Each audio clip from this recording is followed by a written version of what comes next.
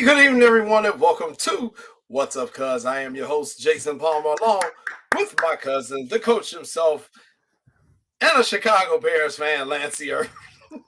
You know what? I just want to make sure you out of your feelings right now. Are you out of your feelings? Cuz, ladies and gentlemen, he got mad because he's trying to change his schedule. And I told him I'm the star of the show. So why we not checking my schedule? So he got in his feelings. Sometimes as family, we argue. Cuz I didn't mean it, but I did mean it. I mean, you have a new hoodie on. I didn't I say do. nothing. You come up here with your new Bulls jersey, black. I don't say a word. So now the one time I express my true sentiments, how I really feel, you get in your feelings. Man, you I'm supposed not, to be my man. I'm not in my feelings. I'm not feeling well. And Okay. you're I'm not, and just you're checking. not feeling well. We're both sick right now. How can you tell? I can hear it in your voice. You sound Oh like man, Jay. Alfalfa from the Little Rascals or something. Man, I'm trying hard. I'm drinking tea cuz I went to the doctor. They gave me this type medicine, that type medicine. I said, you know what? I'm tough.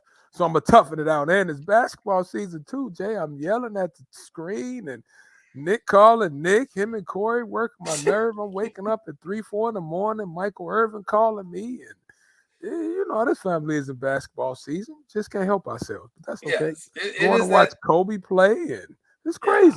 it's that time of the year for you. I get it. We are all revved up and doing stuff, and we're kind of all over the place right now. So bear with us, folks, as my cousin and I work out our family issue here on the air. We're coughing, we're sneezing. He's got Kleenex. I've got strawberry lemonade tea from Wendy's. It's actually really good. It's not. It's not. It's not the hot tea I probably should be drinking. But you know what, cuz? However, quenches the thirst. You know what? I'm gonna order some What's Up Cuz mugs. Ladies and Yes, gentlemen, be looking out for the What's Up Cuz mugs, teacups, coffee mugs. That's coming out around Christmas time. just in So time. just in time for Christmas. Buy them as a Yeah. Christmas gift. There you go. So, There you go. So, everybody, welcome to What's Up, Cuz. Once again, I'm your host, Jason Palm, along with my cousin, the coach himself, Lancey C. Irvin. We appreciate you tuning in to our show, whether you're watching us on the Sports Zone Chicago Roku channel, if you're watching us on the Sports Zone Chicago YouTube page, or if you're watching on the live feed on Facebook of Sports Zone Chicago, or Maya Kai live feed, because she uses her live feed and she sends it all over the place. We just appreciate you tuning in. And if you're watching us on the Sports Zone Chicago app, which is the other place you can watch us, we appreciate that as well. That'll give you access to all of the shows here on the Sports Zone Chicago network. Jamar Harp's 101 show, Sean and Maya in the morning, Lakina's show in the afternoon. I mean, we just got a bunch of shows. The Humidor Cigar Show on Saturday. So get that app. And if you don't have the app already, my cousin Lance, if he can breathe, he's going to tell you where you can get it. you know the show must go on, babe. The show must go on. You can find us on the iTunes store, Amazon store, and the Google Play store. Because I have a couple of questions. Oh, my voice sound bad. Yes, But it you does. just mentioned Maya who? Who? Maya who? Maya Maya. Kai, you know who Maya is. Who is She's that? Sean broadcast partner. Oh, okay, because I haven't seen her in over 7, 8 months. I don't know. I still love her. She's still family. Is she coming out to the function on Sunday? Is she buying chicken wings? She's supposed to be at the function on Sunday. Supposed to be. Stop right there. You said supposed to be. Yes, she's going to be there. I'm just messing with you. Of course, Maya is going to be there. But that was a perfect segue. You're getting good at this. You knew what I was I going to learned from say. the best. I'm learning from the There best. you go. Learning Perfect from the segue. best. For those of you who are not going to Atlanta this weekend, which probably is about 20% of the city, join us. Hey, we'll be at Output Sports Bar and Lounge in the city of Chicago for the Sports Zone Chicago viewing party sponsored by Miller Lite, as we will be watching the Bears take on the Falcons in Atlanta on Sunday, November 20th. Come on, join us at Output Lounge. Doors, I think, are going to open at 11 a.m., but it is also World Cup soccer. Apparently, the first games are also starting, so I'm told those games start at 3 in the morning, and it's going to be crowded because it's soccer, so you know how that goes. So are you telling me I'm gonna have to hustle for a parking space? You probably will. I'm paying $20 for anyone saves Lancey Irvin a parking. Hey, put my name on a placard out there. Lance C. Coach Lance C. Irvin. Yes, and for those of you who come out, we will be in the back room. That is where we will be. We will be broadcasting there before the Bears game. We will be there halftime, and we will be there post game. So you will see all the Sports Zone Chicago personalities will all be there. Come on out, meet us, say hello, help us try to cheer the Bears on to a victory over Atlanta. And we will be doing, a little bit of our shows, an abbreviated version there at Output as well. We don't quite have that scheduled yet on who's going to be on at what time. That's something we still got to finish working out. But come join us on Sunday. It'd be good to meet a lot of you face to face. We see you by your profile names. It'll be nice to see you in person. Cause I might have to shave off this little gray goatee then. When I go out in public, I might want to shave that off.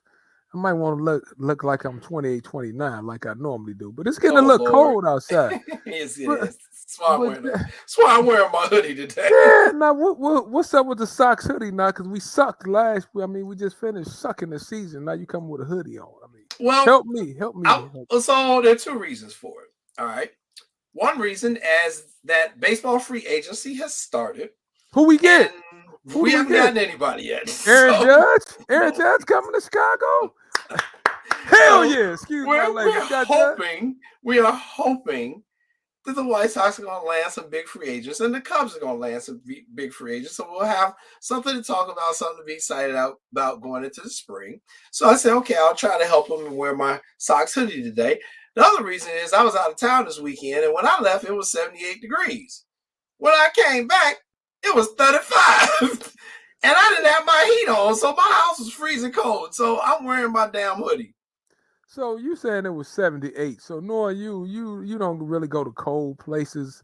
Where were you at, like Orlando somewhere? Or Noah, you was probably in Puerto Rico for a couple of days. Yeah, I wish. I was downstate. I was in Bloomington Normal, bustling Bloomington Normal. You coached there before. I was in a place Lance Irvin has coached at. I was working at Redbird Arena for the IHSA state finals in volleyball. I was one of the floor officials this year. Oh, congratulations, cuz. Yeah, thank you. There was a little piece of me in the newspaper. You could see my foot and my arm in one of the matches. So I was very impressed with that. Did you ref the 4A championship? I had the 4A third place match. I had St. Charles East and Barrington. And Barrington came away with the victory. They finished third in Class 4A.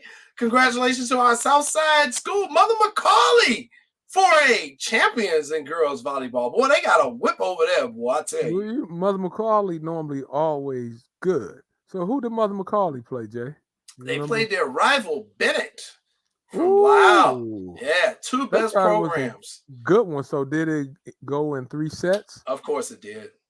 That was a 3-setter. Good match. What? Really good match. Kids really left it out on the court. Proud of all the teams down there. They really played well all weekend long. So a great experience. Let me ask you this. How is the attendance for the volleyball game? Is it better than some of the girls' basketball games? It is always better than girls' basketball. Is it? Yeah. It's just more, I keep telling y'all, it's the more popular sport now amongst the girls. So do you think it should be played in a smaller venue? Was it played at like Illinois Wesleyan or was it was played at your old stomping grounds, Redbird Arena. That's a nice arena, and you did. Man, it is. Yes, it is. Beautiful arena. If you've never been down there, played at Redbird Arena, I would leave it right there. I think it's the perfect size to host it. Nice. You can fill up the bottom bows of that pretty good. And perfect. It gets loud. So yeah, it was great, man. All classes, 1A, 2A, 3A, 4A, great matches. So a fun weekend for me. I was really happy to see the athletes out there competing. And since you brought up that topic, let's stay on that topic as we get to some of the things that are going on. We got to bring in our producer for this first topic, because coming up this weekend on Saturday, it's the semifinals in IHSA football with Mount Carmel taking on Sean Sierra's St. Rita Mustangs. Let me say this real quick. Does Mount Carmel and St. Rita have to run in that juggernaut they call East St. Louis Lincoln to win it all? East St. Louis ain't nothing. They ain't what they used to be, Doc. What? Time out. Superback. I know you know the game and stuff, but have you been seeing their scores? The first game, they beat somebody else. You think? Close to the point. Nobody downstate that they got to. They beat somebody 71-0. They just whooped up on Creek Monique 45-0. So do y'all have to run in the East St? Because we can put a little wager on this East St. Louis game. Oh, I mean, got quiet on me. No, I didn't get quiet. I'm just letting you speak. I respect my elders. You know what? I almost said something. You don't woke me up now. Why you laugh? I'm getting the laughing first. Go ahead, Superback. Go ahead, talk to me now since I got you fired up. So we're not worried about East St. Louis. All right, we got nothing to worry about because we have Mount Carmel. Mount Carmel is the number one team in the area right now. So we are now looking past Mount Carmel. They beat us in week 1. And why they placed St. Rita and Mount Carmel week 1, I have no idea. But nonetheless, they got us. We're obviously much better. Our quarterback situation is much improved now. Thank goodness. That's what I was going to ask you. And so we have a stud running game. We have 2 great running backs. Our defense, one of our kids is going to Illinois next year, Farrell. I graduated with his father. And one of my teammates, Matt Kingsbury, he's got 3 boys. He's got a set of twins and a sophomore on there. So it's going to be a good game. It's going to be a real good game. It's going to be at St. Rita this week, Saturday afternoon, 4 p.m. If anyone's interested in going, I highly suggest you get there early. Because if you've ever been in St. Rita, you can tell how crazy it is because the whole, they have the big lawn on Western. Yeah. If you go down 77th, there's like a driveway. There's another lawn there. That'll get all packed. The lawn on Western will get packed in the front of the school. And obviously in the parking lot's going to be packed as well. So the Rita Carmel, because a lot of they go after the same kids. So you're going to have a lot of kids who played against each other in grammar school or played with each other in grammar school, going at each other's necks now for a right to go down state next week. So it's going to be a great game. So I'm not worried about who we're facing in state. We got a huge task at hand with Mount Carmel. So you said the front lawn at St. Rita is going to be packed. That side lawn is going to be packed. So let me ask you this, Sean. It's supposed to be 29 degrees on Saturday. Yes, it is. It's supposed to be cold. How much does the running game come into it when it's cold like that? Is the team with the best running game? Because I assume it's hard to spread you out and throw it. So how much is the running game going to come into play on Saturday? Hopefully it comes in handy. The Mount Carmel Caravan, they got a revamped offense with Jordan Lynch. If you remember the name, he was their star quarterback back in the day. Ended up going to Northern Illinois, got a tryout with the Bears. And then he got the head coaching gig a couple of years ago in his first year. They won the state title. And so he's revamped that offense, and they throw the ball. The quarterback now has thrown more touchdowns than any quarterback in the history of Mount Carmel. We're talking Donovan McNabb. We're talking even Jordan Lynch. The kid's thrown 35, 37 touchdowns this year. Wow. He's got a couple weapons. Actually, a buddy of mine, his son plays for Mount Carmel. 6'4", 6'5" receiver, Gilliam, Darian Gilliam is, and he's just a go-getter. He's 6'5" who can jump. So they have a formidable offense. They like to throw the ball. So if it's cold, we hope that really affects quarterback's grip. The quarterback, maybe if we hit him hard enough, that really that could affect whether or not they want to catch the ball. Because when you get hit in that cold. It's a whole different animal when you get stung in the cold as opposed to when you get hit in warmer weather. Trust me, that stings. That's not pretty. That's not fun. I mean, Sean, I often think about that, right? Like I see guys playing in the cold and they not wearing jackets. I get all the macho stuff. I don't have sleeves on and stuff like that. But how do you stand the cold like that? Do you block it out after the first couple of possessions? You're like, okay, I'm good. I mean, if you're playing, it's not a big issue. And it also depends on how cold on the temperature as well. So if you're getting down into the 20s and anything below that, you're going to feel it. But a lot of times the adrenaline will take over, and it helps when you play. The guys you got to worry about are the guys who don't play. All right, the sophomores that they bring up, or just the bench warmers. Usually, most schools, I think Rita they have a whole bunch of parkas for the kids who don't play. Nice. So they'll be able to wrap themselves in a parka, and then the players, when they come off the field, if they want to sit in a parka, they do. Because I didn't really actually, when I was in college, we had those because they got cold up there in Massachusetts and New Hampshire and New England. I didn't need one when I was in Italy. We had a couple with the Thunder my last couple years because we were always playing right around this time championship. So, but the adrenaline, if you're in that rotation, the adrenaline helps you out a lot. And like Junior said, the adrenaline takes over, and it's just the kids who don't play. Those are the ones who really gotta buckle up and layer up. And the poor kickers. Yeah, the kickers too. Because then you got to go out there and perform, and you've been freezing, and your muscles are tight. You know what, Jason? That's a great point because St. Rita's kicker is one of the top kickers in the country. He's going to Alabama next year. So okay, this kid is no joke. I was watching him during the season. It was at halftime. The teams were obviously in the locker rooms. He came out just before the rest of the team did. This dude was kicking it off the tee at the minus 45-yard line through the uprights. 55, 65 yards. He was kicking that son of a gun. I was like, holy shit, dude. Are you serious? I'm walking back. I'm like, wait, 35, 40, 45, 50, minus. whoa, hold on, player. That's 55 yards in the end zone. 10. I'm not a mathematician, but 55 plus 10 plus 1, that's 65 yards. See, that's one thing I talk to the public league higher ups about. Yes. The kicking game. Most public league teams, now Simeon kicked a little bit. We don't see it. Nope. Why do you think we see it in the Catholic League so much? You have because they can recruit, right? And they also know that they have that's a necessity. And one of the things that I would say to public league schools is talk to your soccer coach. Yep. All right. I knew you were going there. Just go to a soccer coach. I know Louis Acevedo when I was at Curie before I was on the staff there, and he would always get his kicker from there. Usually some little Spanish kid who barely spoke any English. And man, they would, and that was when I was at Curie. We actually had a kicker. That was his only thing, Dominic Kozlowski. Big shout out to Dominic, and he was all city.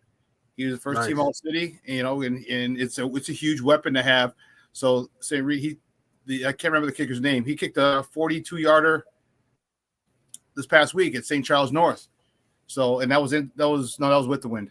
So, but still 42 yards in high school was a nice. Yeah, it is. That was one of the guys in we were walking up and down the sideline because I didn't want to stand in the stands. I'm walking up down the sideline, and one of the other guys who was down there, he came back and goes, dude, that cleared it by 10, 15 yards. I was like, are you kidding me? He's like, nope. I was like, damn. You know who else always kept a good kicker with his program in the public league? Who was that? Coach E, Elton Harris over at Hubbard. Oh, did he? Yeah, when Hubbard was rubbing, he did the same thing. He was like, I got soccer in my school. And he had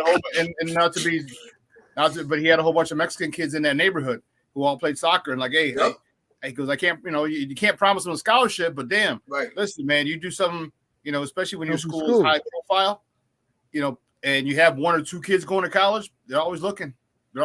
So it's gonna be a cold one this weekend, but hey, I'm from the Chi. I know how to layer. I was warm out there on Saturday up at St. Charles North out in St. Charles. I'll be warm again on Saturday at 4:00. So it's going to be some big time football.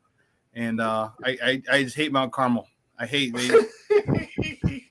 So I do CrossFit with Jordan Lynch, their head coach. Yeah. I can't even look at him on Fridays. So during the season, remember we played in week 1. He said he knew he's in it. He felt the energy. Like I looked at him, just like. I didn't even say good morning. Usually we say, hey, what's up, man? Good morning. That morning we played in week 1. It was just like, that was it. Plus you had already come out and said y'all were going to get y'all ass kicked in week 1. You had said that. Because of the quarterback situation. Yep. Yeah. And they got us. They put boot to ass. They did. They did. Well, all right, Sean, let me ask you this. So Mount Carmel St. Rita. Hated Yeah. St. Where did the De La Salle used to fall in this? Did the De La Salle, Luther South, any of those? They They never weren't fell good into. enough. No. Well, somebody had to be. They There weren't never good was enough. nobody good enough Hell other than no. No. So like we know about St. Rita, Mark Carmel. I know that, but it Gordon had to be Tech from other back little in brothers. the 70s, There man. had to be somebody. So there were other good teams in there, but they were never at our level. And I mean, hell, from my team alone, from my team that in 1988. You know what? I'll send you guys a link. They did a thing on that game actually in 1988, the state semifinal game, Channel 5. Warner Saunders, if you remember that. Remember that name? Oh, great guy. Great guy. So they did a thing from my team alone. The juniors and the seniors. I think it was me, Dave, Billy, Morrill, Hamilton. I say we had about 10 guys go D1 from that team. How many guys you think these two teams, this D1 prospects, playing on Saturday, Sean? Oh, well, Rita's already got with this kid Farrell, whose dad did not play football, but his son plays. Like I said, I graduated with his dad. He's going to Illinois. Obviously, the kicker's going to Alabama, I mentioned earlier. And there are a lot of other kids who have a lot of offers. I'd say on St. Rita's side, because I don't know, I can't speak for Mount Carmel. I know at least one or two kids are going to go D1. Maybe like a MAC or something. But hell, free school, free school. Yeah, free school. Exactly. That's what I tell people. Free school, Division 1, 2, or 3. These guys out there playing. At least between the juniors and seniors on St. Rita's team, anywhere between 5 and 10 will go for D1. Nice number. Did you ever play in a prep bowl? I know y'all was rolling, so did you have an opportunity to play in a prep bowl against a public league team? We did, but no, not it. No. I'm gonna take that back. We made it to the prep bowl playoffs. My junior year, we were horrible. So we didn't make the state playoffs. But we did make the city playoffs, and we lost in the before the Catholic League championship game. We lost before then. So no, I never played in the prep bowl. That would have been pretty cool to play in Soldier Field. I've never played. I've coached there when I was at Curie. I coached the prep bowl when I was with Curie, but I've never played. That would have been dope to play in Soldier Field. Especially back then. That was around the time Julian Jaguars we always had with. Julian was up there, dude. Sean Streeter, Corin Brown, and those guys. Julian was always in there, yeah. No thing. So what about Swoop Nation over there? Or, we not a football school. I didn't know. Sean, we happy we got the third place trophy when we had Shamir Little winning all the events with track and field. What you talking about? She graduated. They was like, well, there goes that hope. Oh no. Excuse me. We must say a shout out to your boy, and I thank you all for sending him our way. Coach Narvell Newsom is now the head boys basketball coach at Lynn Bloom. So we are expecting to be competitive in the next couple of years. And, mark my words, we got to play Kenwood this year. I'm going to that game. You guys have a good team, Jay. I'm telling you. Yeah, you have a good team. At Lynn Bloom Park as a freshman. St. Rita freshmen used to practice there. Did they? Okay. Yeah, because it's right down the street from the old campus. Yeah. So we used to go, if you remember the old St. Rita right there in 63rd and Claremont, we used to walk, because if we're freshmen, you don't get shit. We had to walk. Varsity got busted Buckhead Park to practice. Right. Varsity sophomores, we had to walk. So Coach Hank said we'd walk east underneath the viaduct. Yep. And as soon as you pass the viaduct, we hung a left. Hit Damon, right there on Damon. No, not on Damon. We didn't get that far. Oh, you went to the – we went right down the tracks. We went right down the tracks. Oh, we walked right down the tracks. I'll never forget it because there was I know this is. So I hope none of you get freaked out on here. There was a rat that had died, and we would watch it decay every week going to practice. And just less and less meat and more bone was showing up. By the end of the year, it was just skeleton. Not even carcass, skeleton. I'm like, and that's how we would walk down that way, the back way. Then, like I said, we didn't even hit Damon. We went right down the tracks. Are you sure it was a rat? I mean, that was a rough neighborhood. It might have been a super rat. Yeah, it was a rat. Super rat. It was a rat. It was a rat. Man, y'all lucky y'all ain't come up on no bodies, man. I'm keeping it real. I went to school over there. We discovered some stuff too. It was like I didn't just see that. It was kind of like that scene out of Boys in the Hood, right? You see, I'm like walking down 63rd. I'm like walking down 63rd. Ooh. Yeah. Ooh, y'all were brave to take that route. I thought you at least go to Damon. There was some police out there. Yep, right down the back, right down the tracks. See, that's toughness. That's craziness and toughness. That is. You don't hear them stories no more from today's kids. So that's we didn't think that of it. We knew the neighborhood. We didn't think anything of it. There you go. We got to get to practice, otherwise we're gonna make our ass run. We're gonna run till he gets tired. Exactly. Tired. Get that. Oh God, that's hilarious. That's hilarious. So all right, so St. Rita and Mount Carmel this Saturday. 4 o'clock p.m. at St. Rita. That should be a really good game. It was funny because I was this Saturday, I told you I was working in state volleyball, and Glenn Nielsen, your buddy from St. Rita, Glenn made it too. So both of us were down there officiating. And so, I was messing with him during the game. I was like, man, St. Rita lost, man. You ain't what? Because I knew he was getting ready to go ref. So I kind of messed him up that game. He just came back. I can't believe you lied to me. Dude, so I've known Glenn since I was in 3rd grade. Wow. Because this is old school. This is crazy. Talk to us. We moved to 61st and Fairfield, 63rd in California. For those of you who don't know the area, Fairfield's a block east of half block east of California. But my mom liked the teacher that I had at St. Anne, who was on 18th Place and Levitt. So she would lead me in the church every morning. All right, the nun would come from she dropped me off because she had to be at work. She was office staff at Flower High School, which is Al Raby now. Yeah. So she left me in the church. All right, the principal would come pick me up and take me to school when she left the convent. All right, so after school, my second oldest cousin, who was way older than me, had a daughter who was 2 years younger than me.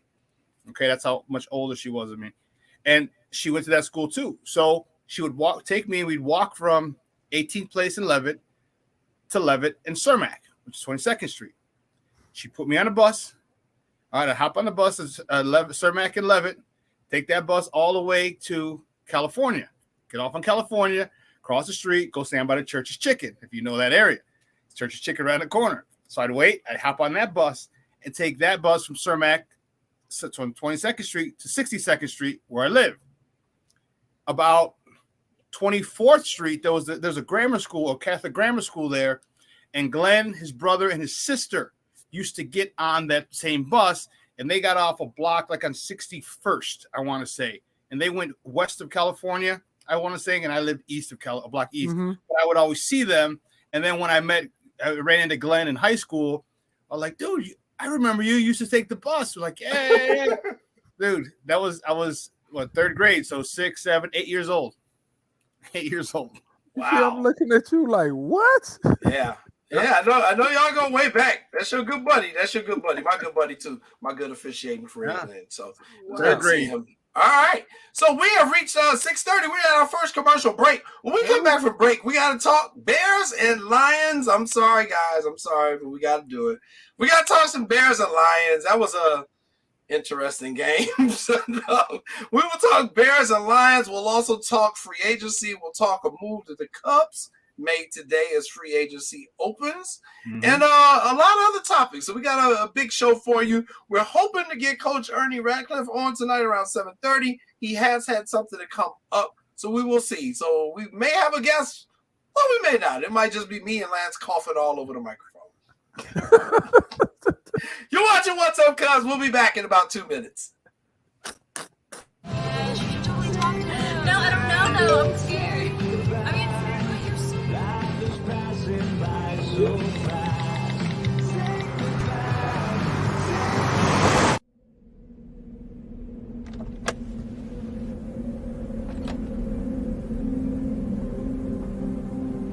you know that you're in my lane? No, not at all. Are you not paying attention? Are you texting? I was just checking in with my mom. I was telling her that I thought we'd be home by 6. It's okay. There's enough time. Just pay attention. I'm not even halfway through my text. There's no way. I'm not even going to look up. My babies are in the car. You have to pay attention. It's just supposed to be a quick text. I'm so sorry.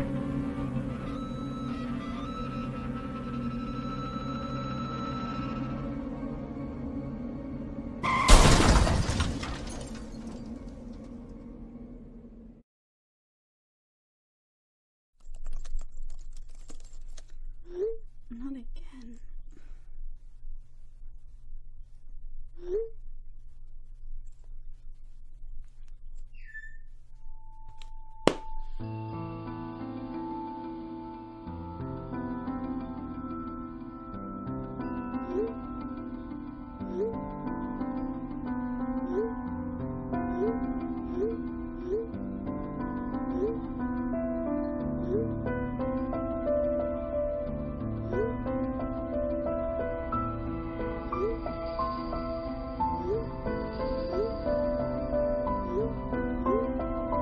Stop!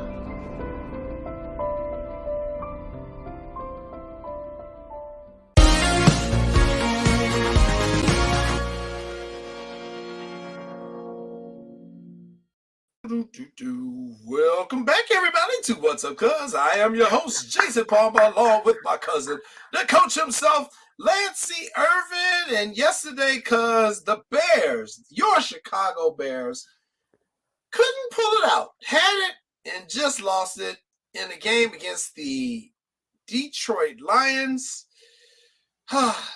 Justin Fields, an incredible 60-plus yard touchdown run. The boy is definitely a talent.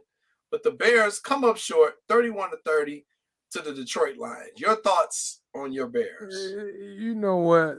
About a month ago, cuz I think I said we were averaging a measly 15.2 points per game. Right, We was right. 29th in the NFL. And I told you we needed to be able to produce some more scores if we wanted to win. Well, since then, we probably averaging like 28 points per game. We up there and up there.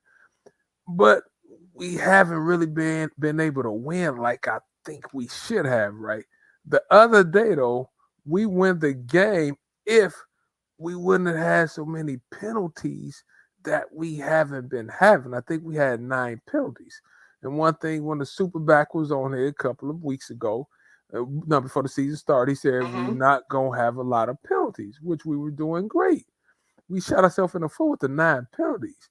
And with that being said, Jay, not to make excuses for the defense, you lose Smith, you lose Quinn, you probably in a position where you didn't think you would be from a personnel standpoint, right? They fought hard, but that's a game you probably wish you would have been able to close out because the circumstance was right. We had it. I think was the score 24-10 in the fourth. You up 14 points in the fourth quarter. We had the game. You got to close that out. Yeah. Yeah. That's Well, and I think more than anything else, this is part of that growing process that comes with a team where you're going to lose some games you should win. You're going to win some games you can lose. Remember a couple of weeks ago, I was the only one who said you all were going to beat the Patriots. Yeah. And you went out there and beat them like a drum. And then you come back and you lose these next two. You lost to my Miami Dolphins, and then you lost to Detroit Lions. Now, here was the thing.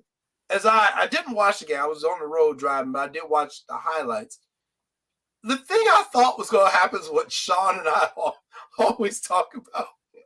I thought Detroit was going to Detroit themselves because they usually do. They've done this the last few years where they get right there, and then they just become the Detroit Lions all of a sudden, and you end up getting a victory. But I will say this. This is not the same Detroit Lions team as they have been in the past. Remember, they beat the Packers. They beat the Packers a couple weeks ago. They played us to the freaking wire in Detroit when we played them. It was a battle between the Lions and the Dolphins. They got something cooking up there, man. They got something cooking up there. And I, for one, will be happy because I like to see newer teams and fan bases that have just been disrespected for decades. Detroit Lions is one of the few teams that has never won a Super Bowl. Hell, they ain't even been in the Super Bowl if my memory is correct. I mean, who was it? Billy Sims? Was that Billy Sims was there. They were good with Billy and good with Barry Sanders. Well, Barry was good. The team wasn't that good. The team sucked with Barry, but just for the city standpoint, yes, you want the city to have something to cheer for and root for. Right. I mean, they go through so much in the city and the town.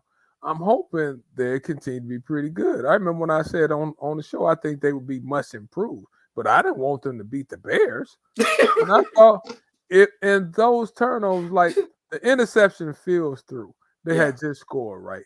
He comes back down, he turns it over. They scored too soon, cuz. That stuff you can't happen when you have the game. One more touchdown or 5 more minutes if we could have took it off the clock, then you win the game. But like you said, though, it's learning growing process. Well, and let's also understand, too, that your kicker messed up, too. I forgot about that. Your kicker is the reason why you in the situation. I'm not blaming him. I was watching the post-game show. Alex Brown was ready to bring in new kickers on Tuesday. I'm like, man, y'all be treating the kickers like crap, man. Dude, have one-off kick. What the hell is wrong with you? Jay, like, why are we so fast to always want to get rid of the kickers? I'm not a football player. I just know the coaching. Where's the Superback? Why is the kicker always the first one they want to throw out? Because they don't think he's a football player. Like, what's wrong, Sean? What'd you say? Oh, go ahead, Sean. One, they're usually not.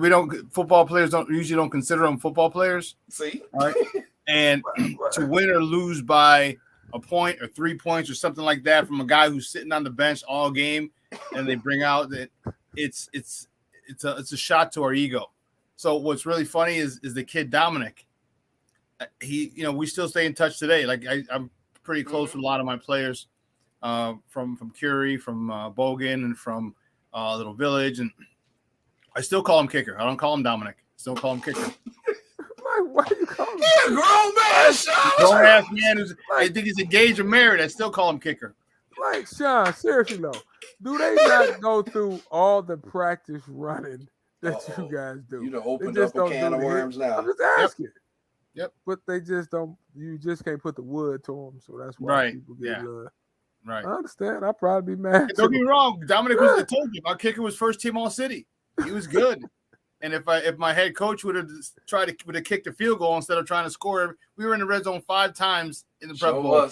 Yeah, came away with nothing. I called that game, Sean. 5 times. 5. Your son's been absent from school 5 times, Mrs. Bueller. We were in the red zone, and he refused to kick. We scored once, but it got called back from a holding penalty. I've never seen anything like it. Was again. We gonna play Fenwick? Was it Fenwick? Yeah, I was at that game. It was at Soldier Field. I was livid. I was yelling at him like, "Kick the fucking ball! Give us 3. Get us on the board. Get us on the board." Lance, I was in the PA box announcing the game, and I was like, "Okay, they're gonna score this time. Okay, they're gonna score this time. Okay, they're gonna goddamn it score. Do something."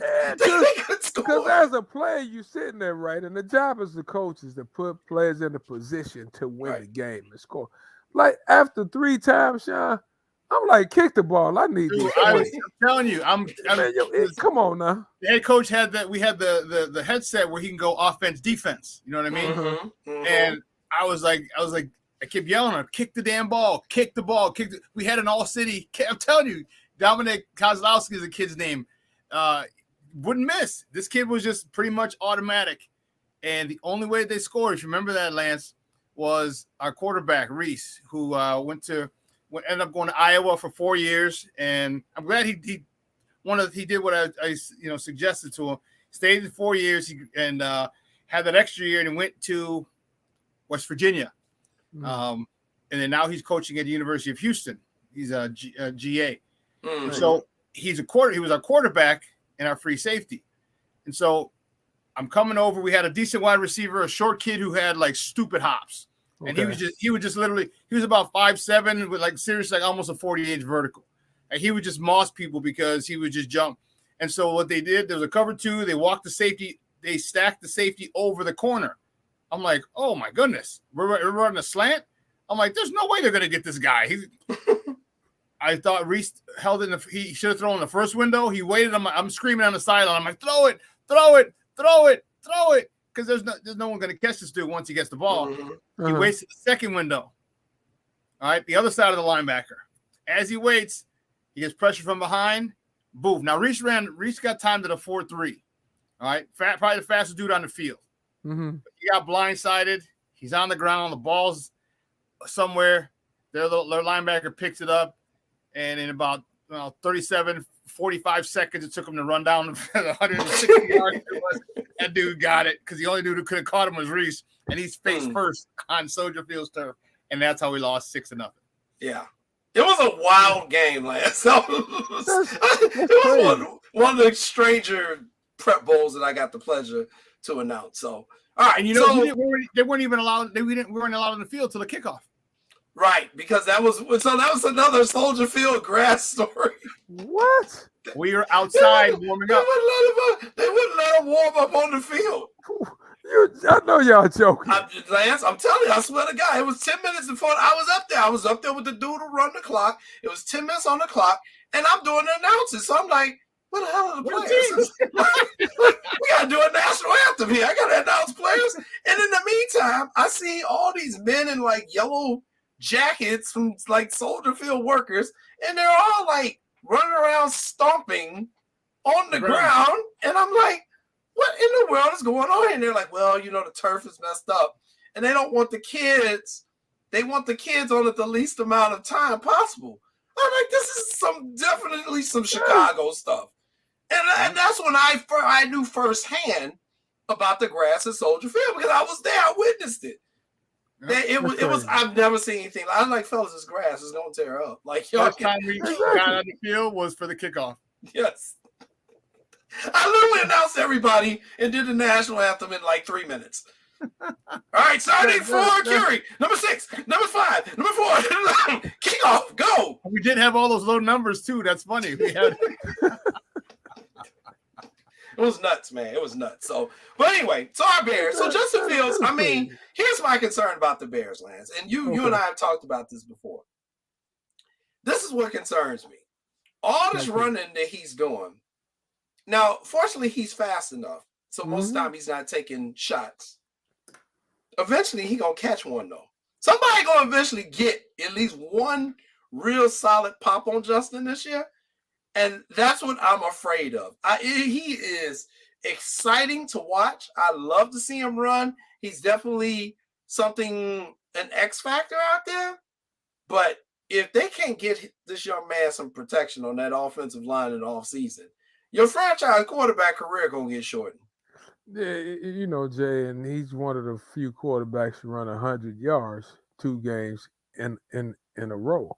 But one thing I was talking about is that Cam Newton used to run too, and Cam Newton took a lot of hits. Cam Newton's line was probably similar to what we have right now. And like you said, get a guy like him and Ndamukong Suh used to do that was just going to take a shot just to take a shot at you. It's a cheap shot you, yeah. Exactly. Not saying they're going to do that, but you're taking too many unnecessary risks when you don't have to.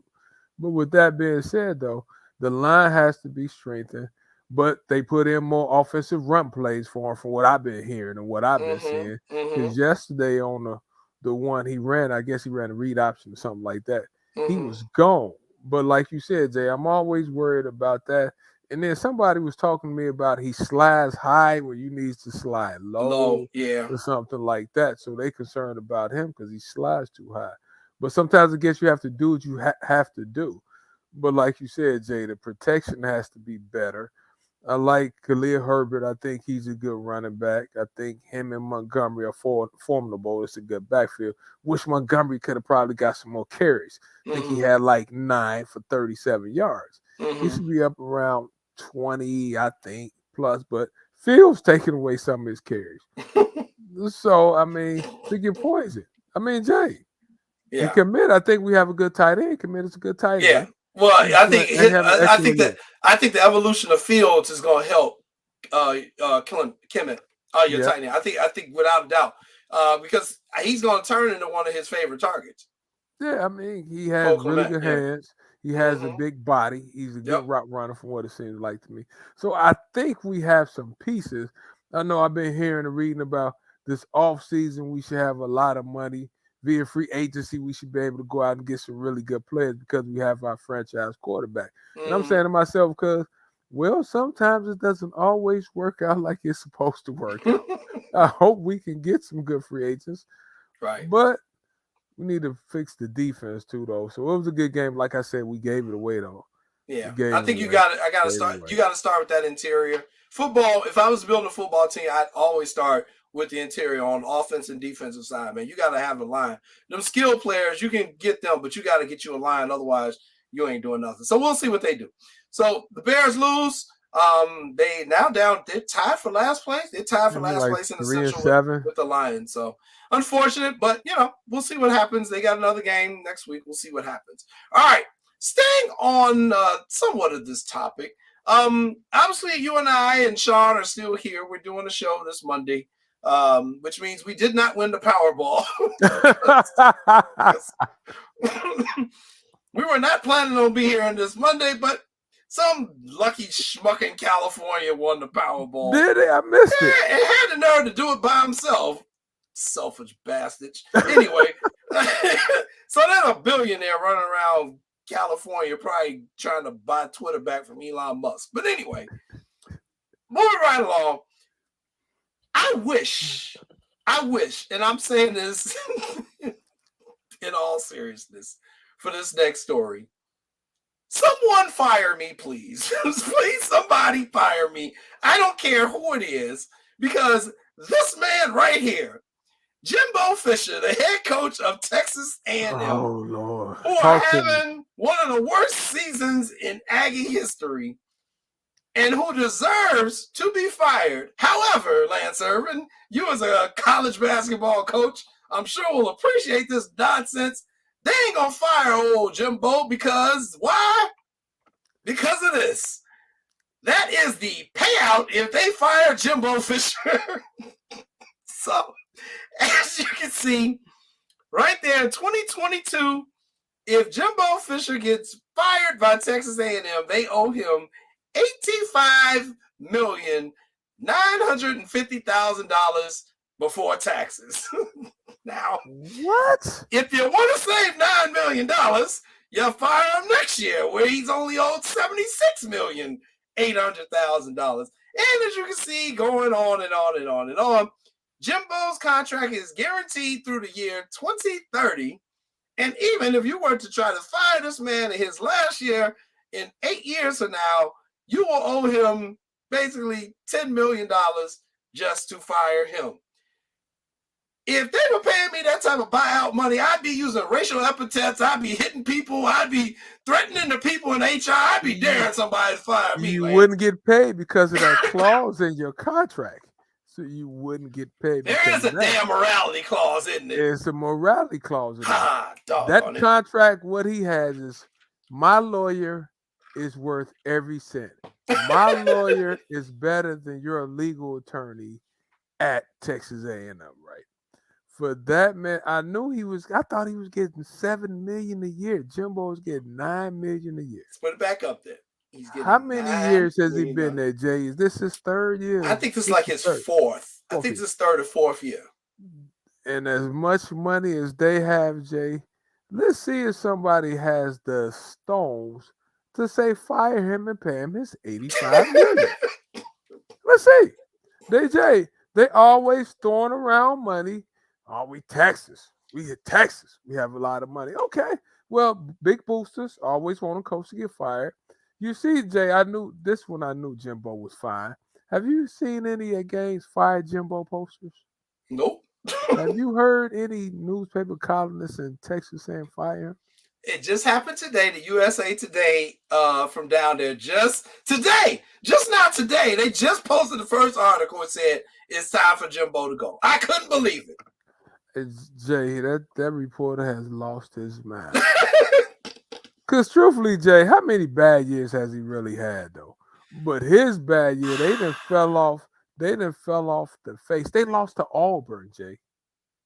They lost to Auburn. Well, so you can't lose to Auburn. Well, they're not even bowl eligible anymore this year. That's why he in trouble. That's why it's a problem, Jay. You know, and I know. When they're paying you money like that, they don't. Matter of fact, the little money one of them schools were paying me, they thought they were supposed to really be doing something. You paying somebody like we say in Texas at SMU, you ponying up $9 million a year, right? Not including what his staff is getting paid. Yeah. We'll say they're probably giving the staff about another $6 million. Let's make it an even $15 million a year. You're giving out $15 million to not be bowl eligible, excuse me. So I'm gonna tell you how this script is going to go. Either the offensive coordinator or the defensive coordinator is getting fired first. They're going. Then they're gonna follow that up with the special team coach, because now you have to blame somebody for your team You being can't blame Jimbo. inefficient. You can't blame Jimbo. So now you can't say Jimbo is being inefficient at his job. So now we got to find a reason to make Jimbo look like he's trying to fix the program. Them poor Okay. guys that's about to get fired, I don't know if they're doing their job bad. I don't know if they're not. But you remember when our good friend Tony Alford from The Ohio State University was on the show? Yes. Yeah. And Tony Alford told us they went 9-2 last year or 11-2. And he was he scared for told his us- job. He told 3-4 coaches got fired, correct? That's what he said. He said, I was Yeah. sitting there like that. So how you think those high-priced assistants feeling at Texas A&M right now? Jay, you know I know the script oh so well. It's probably about, what is it, 11 coaches on the staff? I don't know if Sean knows. Between 7 to 11 coaches on the staff. I don't know. Coordinators, running back coach, line Yeah. coach, special assistant to the head coach. I hate to say it, but you know it's going to happen.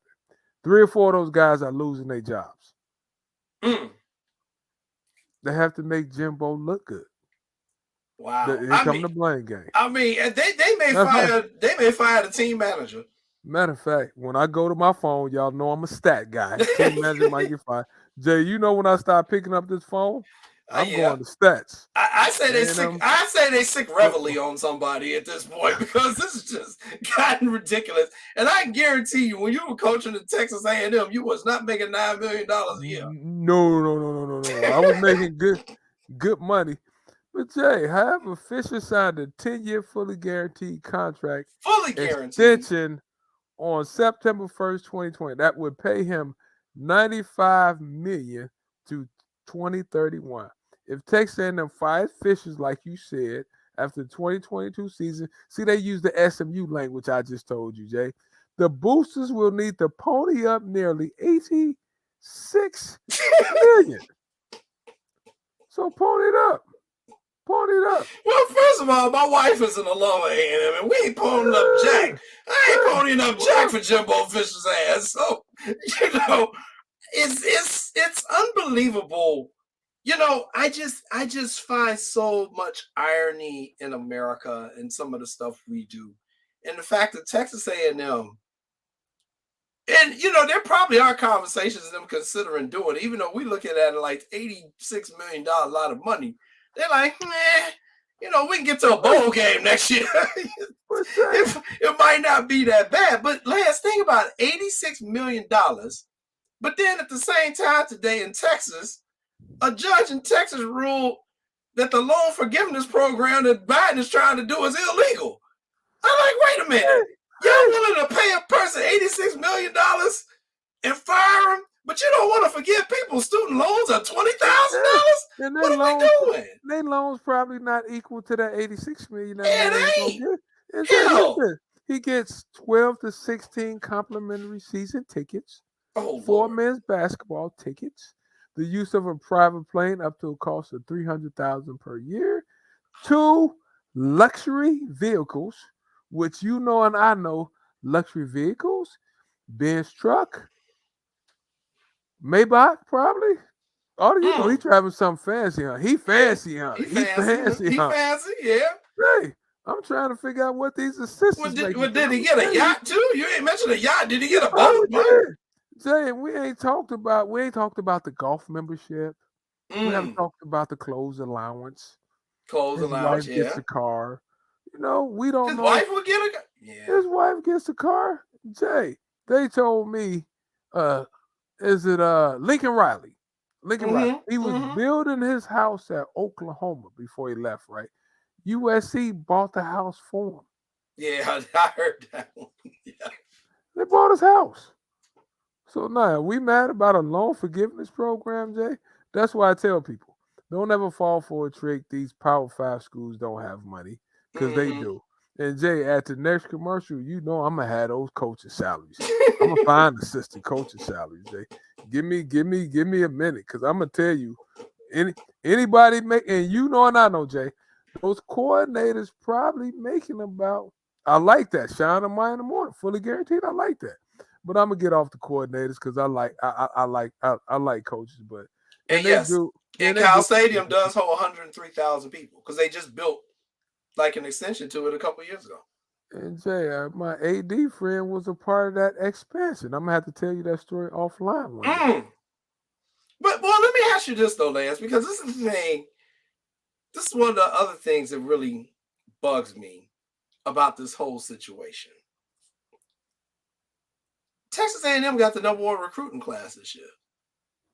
2022, they had the #1 recruiting class. So how you got the #1 recruiting class? You got an unlimited budget.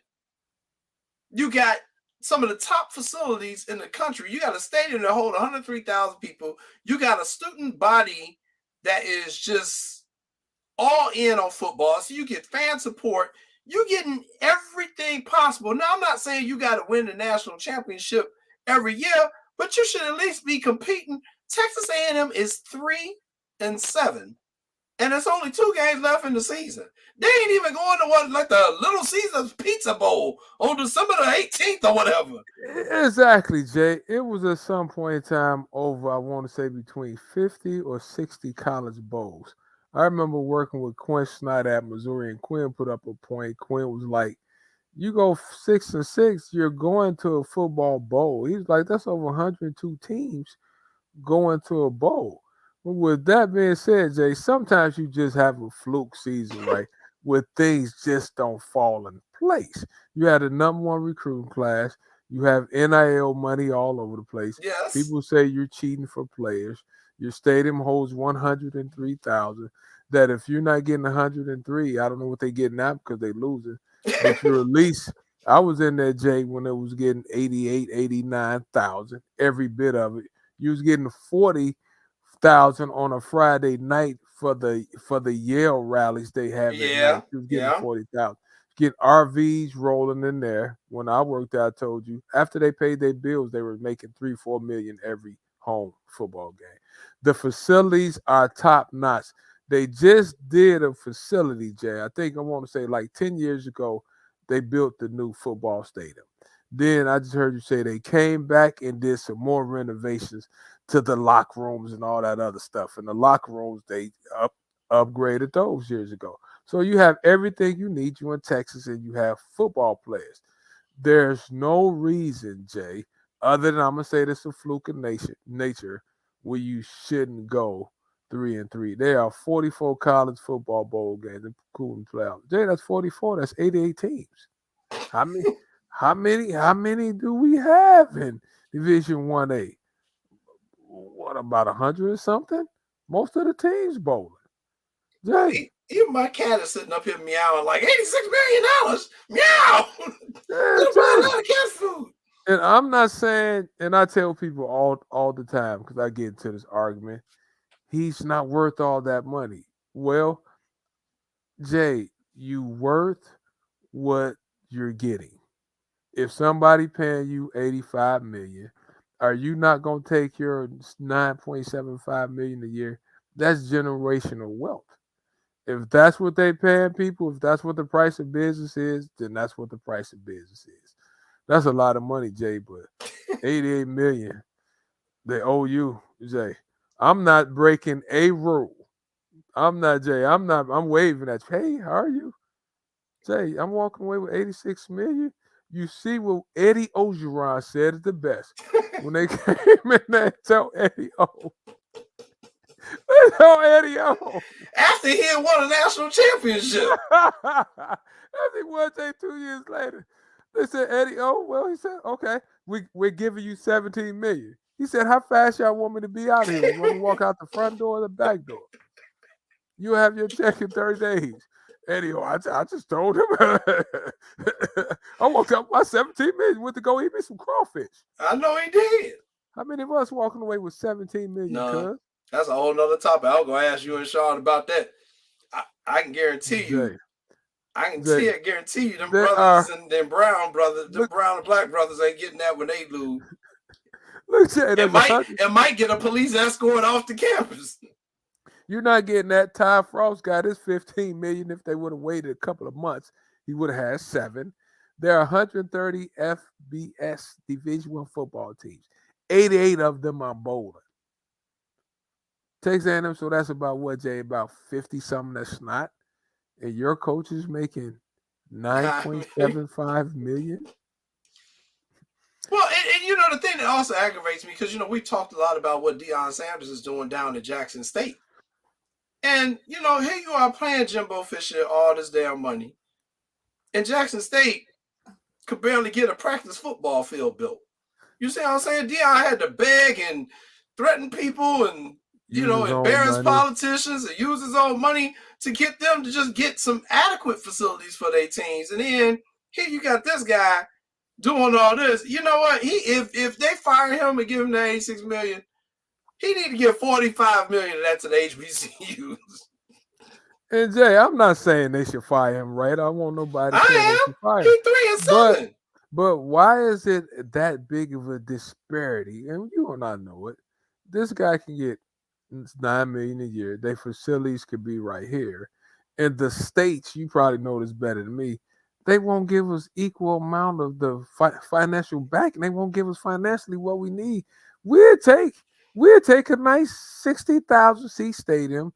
It's the Mike Davis argument when Mike Davis was on the show. When he was on the show. Every time we talk to Mike Davis always tells them, if the business really want to help, upgrade our stadiums, upgrade our locker rooms, give us the same facilities that most of the PWIs have that's really playing, and let's see what we can do then. That's Jay. Like, you will get no argument from me, Lance Irvin. I just when I saw this topic, I was like, holy smokes. And then, when the judge said, well, no, this loan forgiveness thing might be illegal, I was like, you know what? Never mind. He said what? He said he thinks the loan forgiveness program President Biden's trying to do is illegal. I'm like, how is helping Americans get out of debt not a good thing? Yeah, it don't make no sense to me. We're trying to help everybody. Like some stuff is just common sense. Yeah. Some stuff just makes good sense. Yeah. The prices of these universities these days are going through the roof. I think Texas A&M was like $50,000 a year too. It was Jay when I worked at SMU. I think it was like $55,000 in 2008. Charlie Moore, when he was at Berkeley, one of his stops, Charlie said school was like $81,000. $81,000? He told me a figure. Jay, ED said 71 to 81,000. I said, what did you just say? Yeah. That's why Charlie was dribbling that basketball in every school in America. I was like, dribble it good. Dribble it. Charlie got his degree too, so we're proud of Charlie. Charlie was a good student, but for the price of schools to be that high, Jay, that's ridiculous. I understand that. Jay, it's 71,000. I'm a fact check. I'm a fact check and have some more research for you. This stuff piques my interest.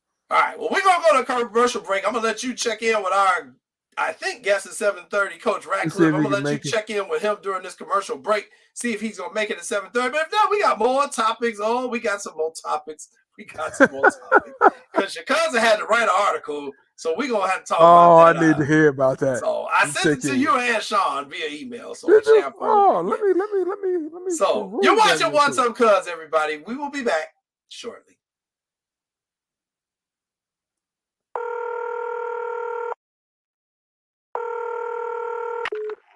Operator 901. Where's the emergency? 127 Brynmere. Okay, what's going on there? I'd like to order a pizza for delivery. Ma'am, you've reached 911. This is an emergency line. Large with half pepperoni, half mushrooms. You've called 911. This is an emergency line. Do you know how long it'll be? Okay, ma'am. Is everything okay over there? Do you have an emergency or not? Yes. And you're unable to talk because... Right. Is there someone in the room with you? Just say yes or no. Yes. Okay, it looks like I have an officer about a mile from your location. Are there any weapons in your house? No. Can you stay on the phone with me? No. See you soon. Thank you.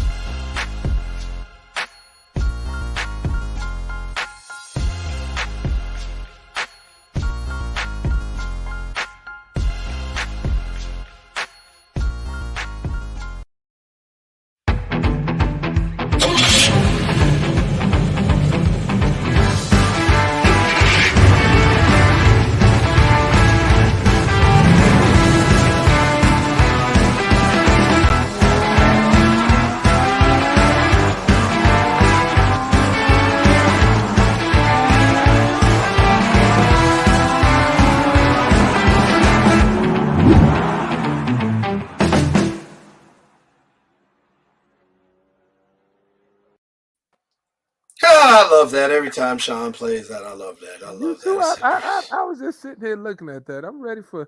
So what's coming, Jay? Is it NASCAR or NASCAR. It'll be here first weekend in Okay. July, everybody. NASCAR coming to downtown Chicago. I'm getting excited about that, cuz you know, I like NASCAR. You know, I was a big fan of the whatchamacallit we used to drive, Jay, the little bumper cars and other little stuff. Yeah. You know, I like all that stuff. I'm a car person.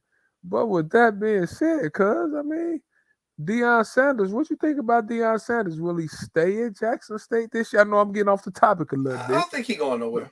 I think Deion is truly committed to what he's on. When I saw the 60 Minutes interviews, every interview I've seen, plus his son is there, he ain't going nowhere. He really is trying to make a change. He's going to make his mark and cement his legacy, and then he'll leave. But and you know what? I don't think, even if he leaves, I don't know if he's going to want to go to a higher D1 school. He don't need the money. He don't need the stress.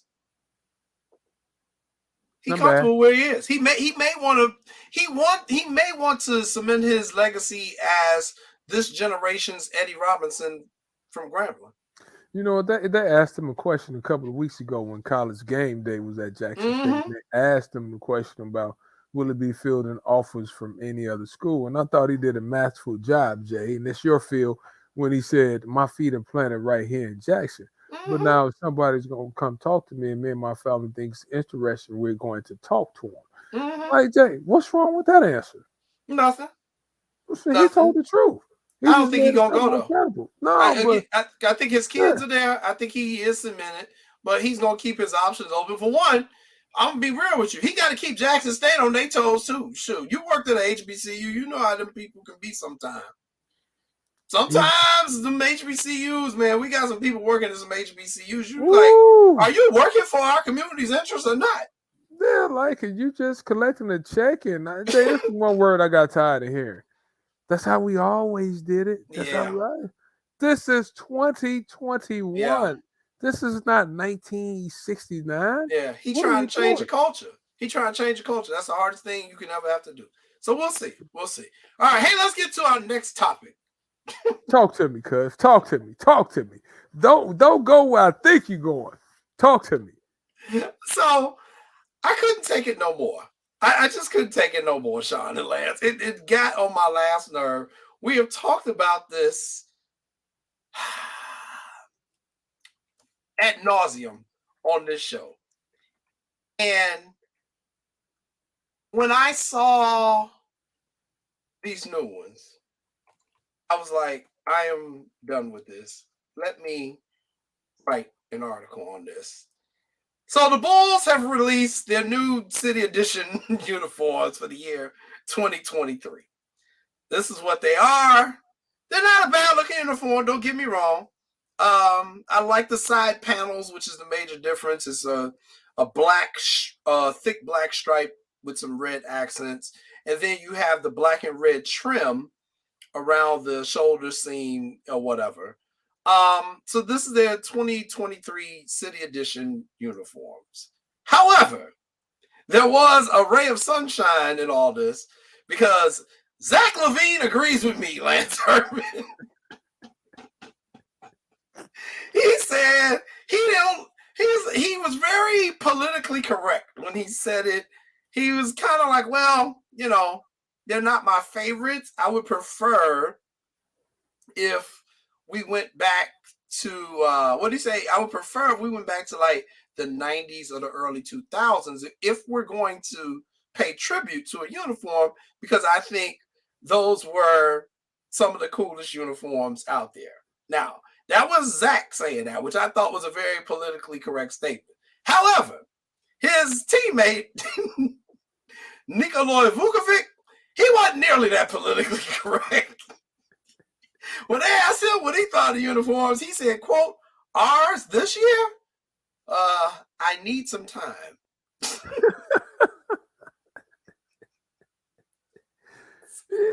So I immediately got on my keyboard and I typed the article, which you can see right now on jcordenreports.com. And I will just tell you the title is I'm sick of new uniforms. Now, there you go, Lance Irvin. Take it from there. Well, Jay, let me put it like this. I'm a big fan of the City Edition uniforms, right? With colors and flair and something like that. But I also understand sometimes you can do a little bit much. Those right there, I didn't get a tingly feeling inside of me. I just got, okay, they look okay. Now, shout out to Mikey's man, Don C. With Don C normally does stuff. His stuff probably fine. Those just okay to me right now. Like, I don't know. They just basic. Like I see what is that? Some diamonds in the paneling or something like that on the paneling. I couldn't really tell what it was. It's just like stripes. I think we don't really have a close up on the side panel, but go ahead. They're really, Jay, and I know everybody try to generate extra revenue. Maybe you think you could auction them off or something like that. You're gonna sell a lot, but those right there, Jay, I'm not a big fan of those. Right. I can't believe it. This is a shocking development on what's I'm not. They don't have any flair. Like, I guarantee, Jay, we won't see a lot of kids running around wearing those. like in your article, like the South Side jerseys, the socks. Those was fire. Everybody liked those fire. I think with those, they just basic, and I do agree with Zach. I think those around, even though that was my team, during the Jordan era, that's what he's going back to, the 80s to 90s. You know, those were nice, clean uniforms. I think, Jay, if you would have did those in a different color, like the ones Mike and them was wearing, like they came out with the grays, and you said those was nice. Maybe a different color scheme. And you brought up a good point. Does everybody have to be like Oregon, right? I get it, but those right there, they just didn't move me this year. And I haven't seen too many of the other ones. Hopefully my Pistons have some nice ones, but our uniform's just okay. Let's see, because the Lakers had on something the other night, Jay. I was like, what are those? Well, that's my point. I think it's almost like the slam dunk contest. How much stuff can you come up with? How much stuff can you come up with these uniforms? And I get it. There's always somebody out there doing more different fashions, different styles.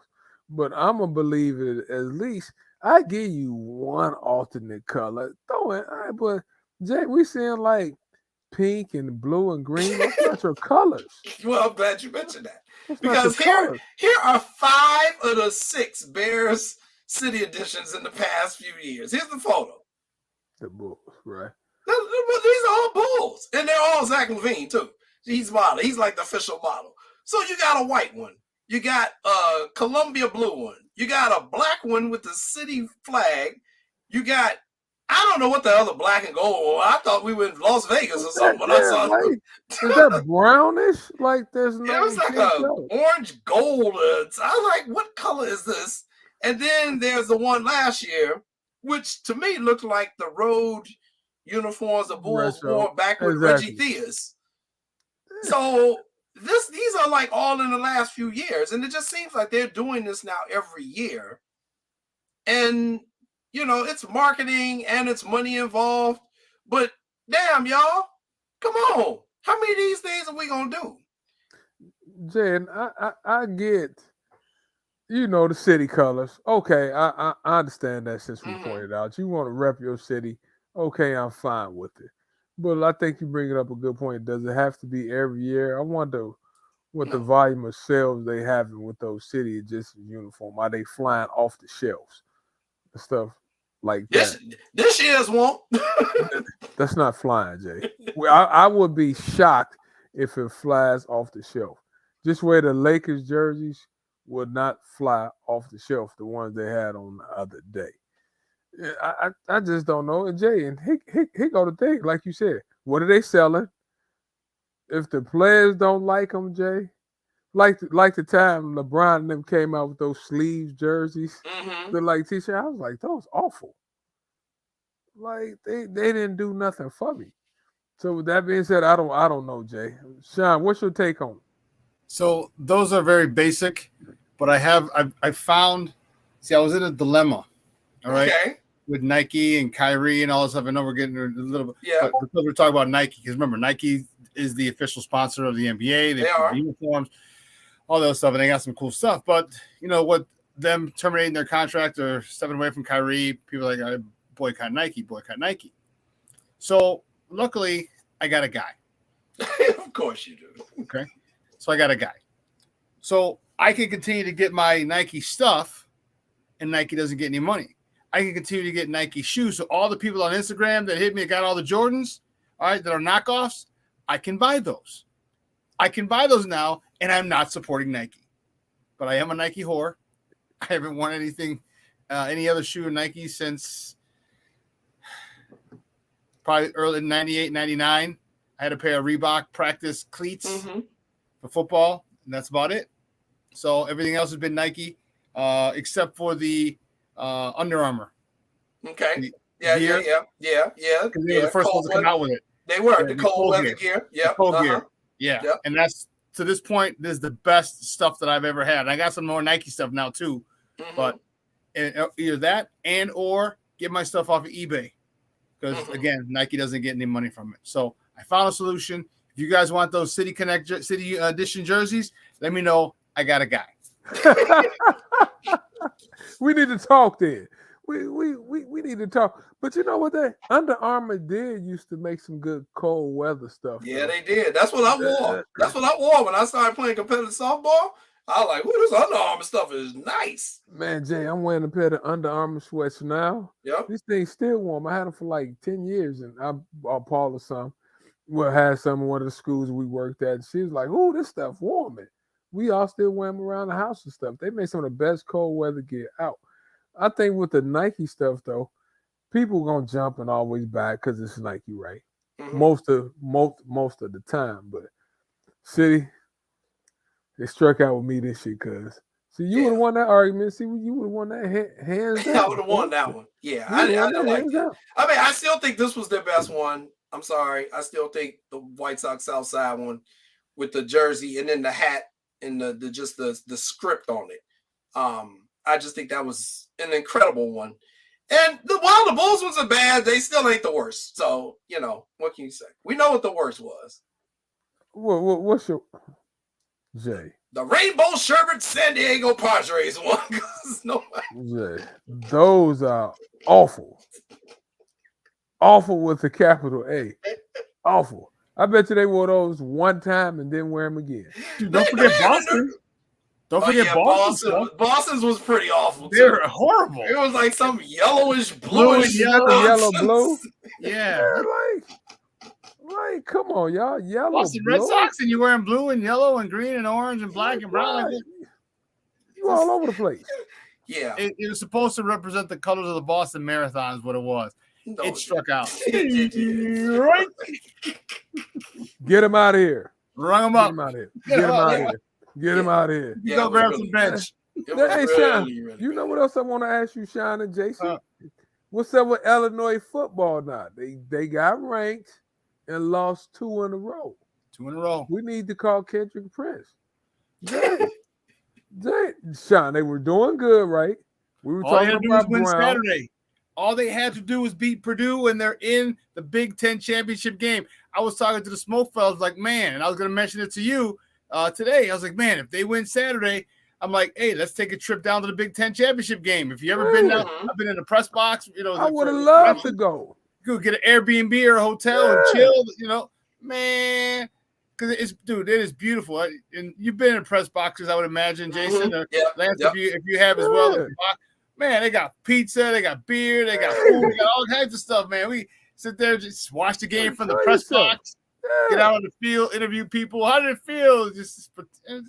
Man, I would love to do that. Y'all, they lose 2 in a row, fellas. Yeah. How do you handle success? Yeah, I was about to say pressure breaks pipes. Well, they here's what happened. Michigan State screwed them. That's what it was. That was the epitome of a trap game. Michigan State was horrible. They looked ahead to Purdue because all they knew they had to beat Purdue because Purdue was it. And Michigan State jumped up and got them. And then I think they were still reeling from that. And they got snake bitten again because that all they had to do was beat Purdue. Beat Purdue, and you're in you represent the Western Conference of the Big Ten championship or the Big Ten. You go to the championship game in Indy. Man, I couldn't wait to go down to Indy for that game. That would have been dope as hell. But I'm coming back to the money, y'all. That's a lot of money they lost. Yeah. Think about that. Big Ten championship, Sean. Then you probably gonna get a pretty good bowl game. That's there between 6 million and 21 million. Not everybody really happy around that. So they still got 1 or 2 games left of us? 1 game left, I think. Okay. 1 or 2 games left, and they just fell out of the top 25, which sucked for them. Exactly. You fought that hard, you lose 2 in a row. Can you win the next time? Because if you lose 3 in a row, yeah. I mean, you're gonna go to a bowl game, but they're gonna be on the, the Memphis, Tennessee, Hillbilly Bowl or something, dude. Yeah, them losses hurt, man. You can't. And this late in the season, that's the thing. Exactly. If you lost early on in the year, okay, you can still make up some ground. But this late, and you know what they were talking about on the Smoke Fellas on the Humidor Cigar and Podcast, Sports and Cigar Podcast. They were talking about the Michigan-Ohio State game. Okay. And why the Big Ten needed to change it because although they're going to move to 8, so it might not be as bad coming up. But what if Michigan's 3 and Ohio State's 5? All right, or they're 2 and 4. All right, and one of the teams loses. Well, guess what? Then whoever loses is out. Wouldn't you want both your teams in if you can get them in the Final Four? Exactly. Playoffs, you'd want them in the FBS playoffs. You want 2 Big Ten teams as a representation, and at that point, it's going to be impossible because they're expanding to 8 teams soon, the next year or 2 years, if I'm not mistaken. So it's not going to matter much, but still, how could no one have seen that? Because the more exposure you have, the Andy Griffith Bowl. That's hilarious. Opie is the ceremonial coin tosser. So, I mean, with both those teams being undefeated, right? And if they meet, will one loss get either one of them in? One loss, Ohio State. It'll depend on who's the lower seed. Because if you're the lower seed and you get a loss, because there's a lot of people. Because man, 5, 6, and 7, they're trying to get in that 4 spot. They're just trying to get to that 4. Yep. So one loss, if you're the lower seed, if you happen to be number 4, one loss will get you out. and it could drop you 2, maybe 3 spots. Yeah, you go down to 6. Yeah, that's tough. TCU, they took care of their business this week. Yeah. Hell, look at Alabama. Right. Alabama's down. When I was doing my show this morning, 9, I was like, 10. where the hell's Alabama? Yeah. And look at Alabama. They lost that game to Ole Miss Saturday? Did they lose that game? No, they won that. They won that one. Okay. Alabama's 8. 8. Okay. 8. They're out of the playoffs. Nope. Well, I don't know, Sean. Just Alabama. You know how these people are about the polls. They may find a way to get them back up there. Yeah, but here's the thing: you got Georgia, Ohio State, and Michigan, and TCU, 1, 2, 3, 4. All right. Then you got, LSU just beat Bama. So if LSU wins, all right, it don't matter if Bama wins. LSU's going to stay in front of them. Tennessee beat Bama. All right. So if Tennessee wins, they ain't jumping. They're not leapfrogging Tennessee. So it's Georgia, Ohio State, Michigan, TCU, Tennessee, LSU, USC, and Alabama. So there's no way they're going to get back up in there for that Final Four. Now, if it's a year now, 2 years from now, when they expand it to 8, cool. I don't understand why they just don't do 32. You could, in order to do that, they would have to eliminate a regular season. Well, basically what they would do is probably just eliminate the non-conference schedule at the beginning, and you just play all conference games, and then that's where they put you. Then they will put you in the playoffs because they can't have the players. Well, not 32. I'm sorry, not 32. 16. 16? Okay. 16. So that would add another 3. 2 weeks. 2 weeks? Because they're at 4 now, right? So 4, 8, and 16. So another 2 weeks. I still think it's not a bad idea if you want to have just one non-conference game and then the rest of your stuff in conference. Well, you can still continue to play. So you would end up playing basically a NFL schedule. Mm-hmm. All right, because you don't have to. But at the last game of the season, all right, the top 16 teams, because you only go 16 after the first weekend, you got 8. After the second weekend, you got 4. Yeah. After the third weekend, you got 2. Right. So it's literally 1 extra month, and people are going to start. They're going to finish up their football season this week or next week. Within 2 weeks, most people don't play in December except for the bowl game. Right. And you can have the other bowl games, but you can play every week in December up until. My only concern about this, Sean, again, is that how much physical damage do you want to be putting on younger bodies? And I know these dudes are strong and young, but how much do you want to do that? I know they always do that. Then their other argument that why they, and Lance will love this, their other argument why they try to end these matches, these season in late November, December, so the kids can study for finals. Yeah, that's funny. That's funny. So they would have to try to legitimize how you got them playing football during finals. You know what, Jay? The same way basketball is the only 2-semester sport. Mm-hmm. Mm-hmm. Hey, come on, stop trying to fool us. But what do y'all do during finals in basketball, Lance? We take the week off. Okay. You get like 3 days off, basically. You're not supposed to play games up until that Friday. So final starts on the Saturday. What about practice, though? Normally, we give them 2 days off and they come in and shoot, stuff like that. But it's no set rule. You just can't play. But there you go. It's no set rule. So basically, there you go. There you go. That's what I'm saying. That's all like, yeah, we extended, but they're not. You're not fooling me with all this stuff, right? Just like Sean, open it up to 16 teams. I don't know why they wouldn't. But more like money, you said, Jay. Man, you realize the sponsorship, because you got 4 games. You got 3 games. Yeah. 2 semis in the championship, and the revenue you gain from the commercials is through the roof from CBS or whoever does it. Imagine if you open it to 16. Yeah. Could be interesting. Well, hey, it's time for a commercial break, because guess what? Coach Radcliffe is in the green room. He is in the green room. Dusty Baker showed up. Tybo's Dusty Baker, my Coach man Mike Tomlin. is in the green room. Mike Tomlin so we're going is to take a commercial break, and he is right on time at 7:30. Boy, I love my coaches. They know how to time it perfectly. He coming in here. Yes, he is. Coach Radcliffe from Morgan Park will be joining us after this commercial break. We're going to talk about baseball, especially black baseball players here in the Chicago area and what we saw in the World Series. Coach Radcliffe, he's coming. Stay tuned. You're watching What's Up, Cuz.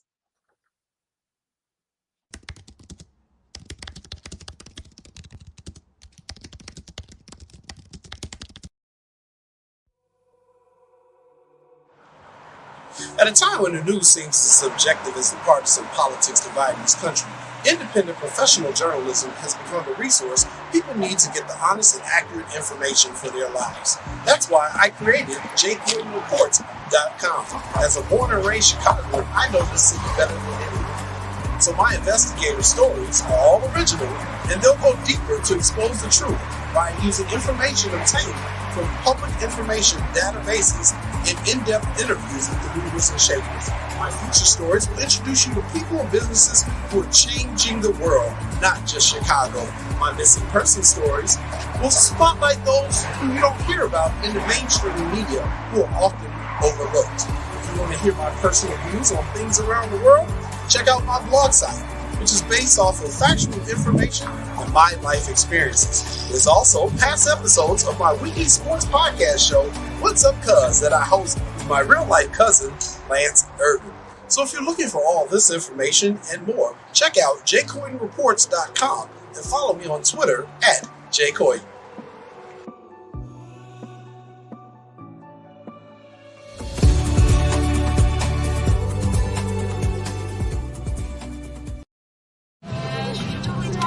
No, I don't know though. I'm scared.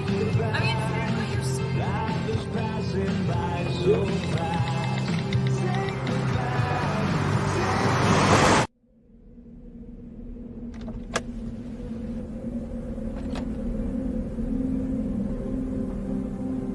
Do you know that you're in my lane?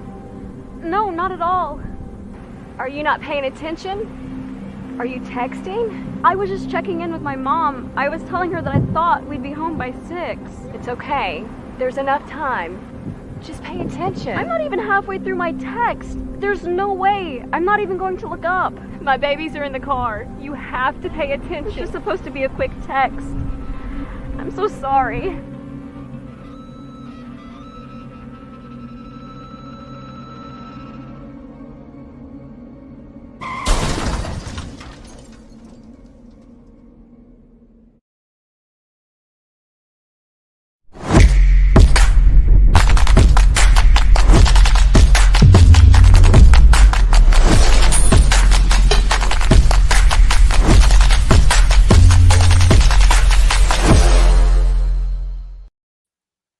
Welcome back, ladies and gentlemen, to What's Up, Cuz. I'm your host, Jason Palmer, along with my cousin, the coach himself, Lance Irvin. And Lance, it's time for our guest for tonight's show. Why don't you go ahead and give us a little background before we bring him what? on?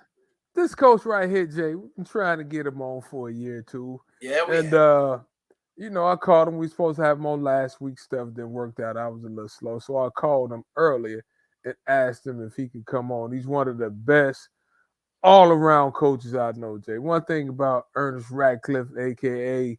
Dusty Baker, a.k.a. Mike Tomlin, he knows stuff about every sport, played every sport. He's one of the best coaching minds in most of the sports that I communicate and talk with, right? I remember when Houston was playing the Yankees, he told me, he said, nah, Houston winning this. He called every series Houston played in. And like I said, family man, has a good AAU program. Yeah, like I said, he knows everything about every sport and a really good person and a really good coach. Him and old Nicholas Irvin at Morgan Park, those are the two of the coaches I know. So let's bring him out. Let's bring out Coach with championship rings. Bring out Coach Radcliffe. Let's bring out, do I want to call him Dusty Baker or Mike Tomlin? Hey, what up, Coach? Thanks for coming on. How you doing, sir? Hey, Lance. What's up, Coach? You know I carry It's about the rings. What's up, Coach? Thanks for coming on that last minute notice, man. I appreciate you.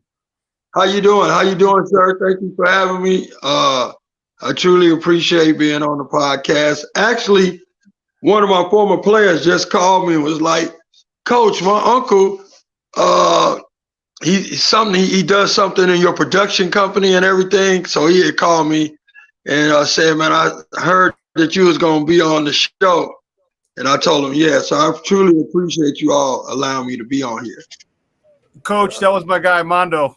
Yeah, me and his dad. I mean, I've known Mondo since he was in Patty's belly. So, yeah, when he saw you were going to be on, he was excited. He's like, oh, man, he was texting me, tell you my uncle, let him know that you're going to be on it. And so he just texted me a couple of times as well. He's like, I'm going to call him. I'm like, all right, cool. Oh, cool. Yeah, that was Mondo Lara, who he said he had a number of great things to say about you, Coach. Nothing. Him and his dad, Junior, my guy, one of my best friends.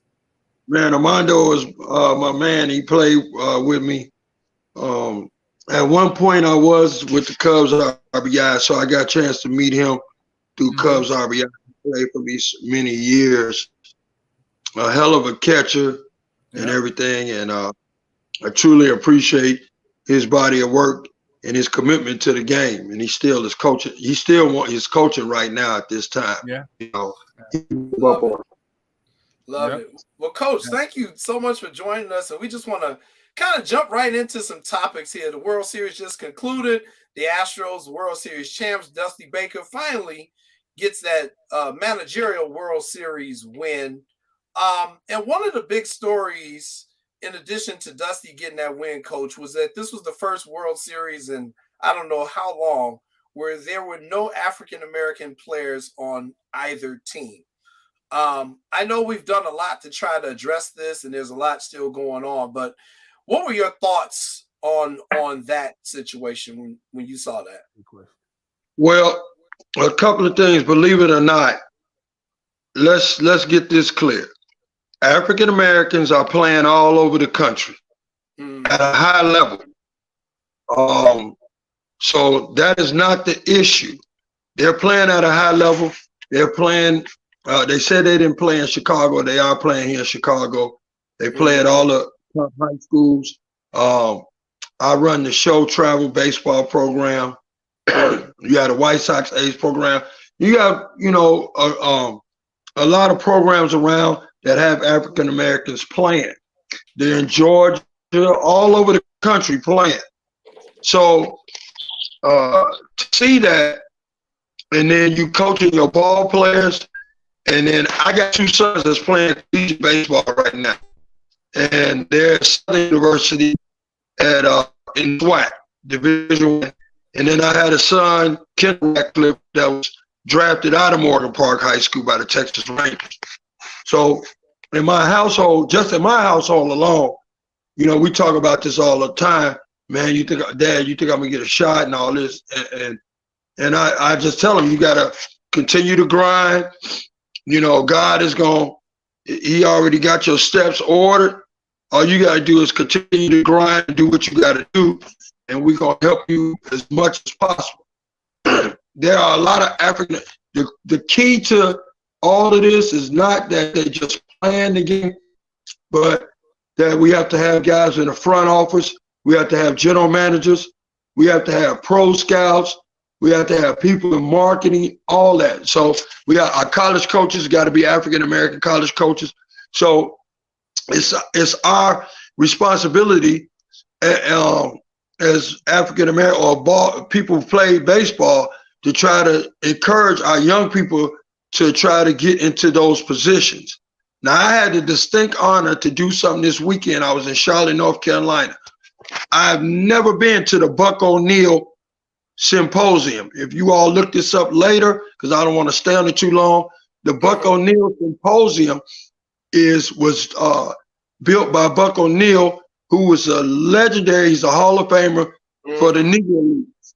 Okay? My uncle Ted Double Duty Radcliffe played in the Negro Leagues, but what Buck O'Neil did, he wanted to get all the African American pro scouts together and have every year have a meeting with them to figure out ways to enhance African Americans to continue to be in baseball when they go out and scout them and everything. I sat in that symposium, did not realize that it was that many pro scouts all over the country. And it was still a lot that was not there. But in that room, it was over 200 pro scouts from every major league team. And women scouts, front office people. So they are there. The general managers have to allow the African Americans, when they get drafted, to develop. Mm-hmm. We come from a different, just for instance, coming from Chicago, we play in the public league. We might not see a picture that in our conference, we in a high-end conference, but we don't see guys that throw 95, 96, 97 every single day. Right. So when compared to a guy who plays in Georgia and who plays in California, because those are warm weather states and they get a chance to work out all year round outside. Mm-hmm. Now, have we come a long ways? Yes. We have indoor facilities and all that. But if a parent can't afford to put their kid with the velocity training, or train himself to keep their bodies in order, then that young man is going to be held back some. So it's a lot more to it than that. It's a lot of money that it entails in order to be that type of ball player. The parents have to make the sacrifice for the young people to be great ball players.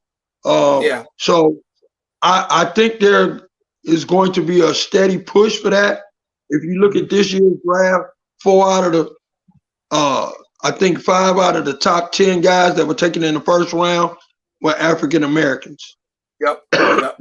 Young guys. And one was from Chicago. He moved to Atlanta. He had a good plan. Lou Collier. His son name is Ken Collier, who's with the Cincinnati Reds. Yep, without a doubt. And to that, Coach, the talent here in the Chicago area, in terms of baseball players, I know we definitely have it. I have two friends who I grew up with. One, my former baseball teammate at Lindblom. His son, Dylan Head from Homewood Flossmoor, he just announced last week he signed to go to Clemson. And that's Dylan, along with his father, Gary, and his mother, Sonia, and his little brother. He's going to Clemson. And then my other high school classmate, Nate Gray, her son, Amir Gray, he just signed to go to Purdue to play. He's going to continue his career at Purdue as a Boilermaker. And these are just two people who I personally know who their sons are going and getting the college scholarships. Talk to me a little bit about not just the major leagues, but just how we opening up more avenues for our kids in the Chicago area to get to those colleges and play as well. Well, for one, Dylan Head is a hell of a ball player. We played against him this year. He's the number one player in the state. So for African American to be the number one player in the state in Illinois is tremendous. He is going to be a top five pick, first round pick, I believe that. So he'll have a great opportunity when the guy goes in the first round and things of that nature. He's going to get a lot of money, a bonus. His bonus will be very big. So when a guy gets a very big bonus, they get a little bit more time to develop. And that is the key in the minors. So everybody need to know this. Whoever gets the most money, them the ones who are going to play the most first. There's no way around it. That's the way it's going to go. I got drafted. I went to Alcorn State University for a year. I went to Central State University, played under the great Steve Crane. He was a white coach, but you couldn't tell because you thought he was black when he recruited you. Right. He had HBCU, yeah. He had HBCU, but we had so many guys get drafted. But here's the key before I answer that question. When I got drafted, I came out as an All-American. Okay? I went to Johnson City, Tennessee in the Appalachian League. I went down there. We practiced for a week. I was inserted into the starting lineup. We played Elizabethton Twins, the Minnesota Twins affiliate.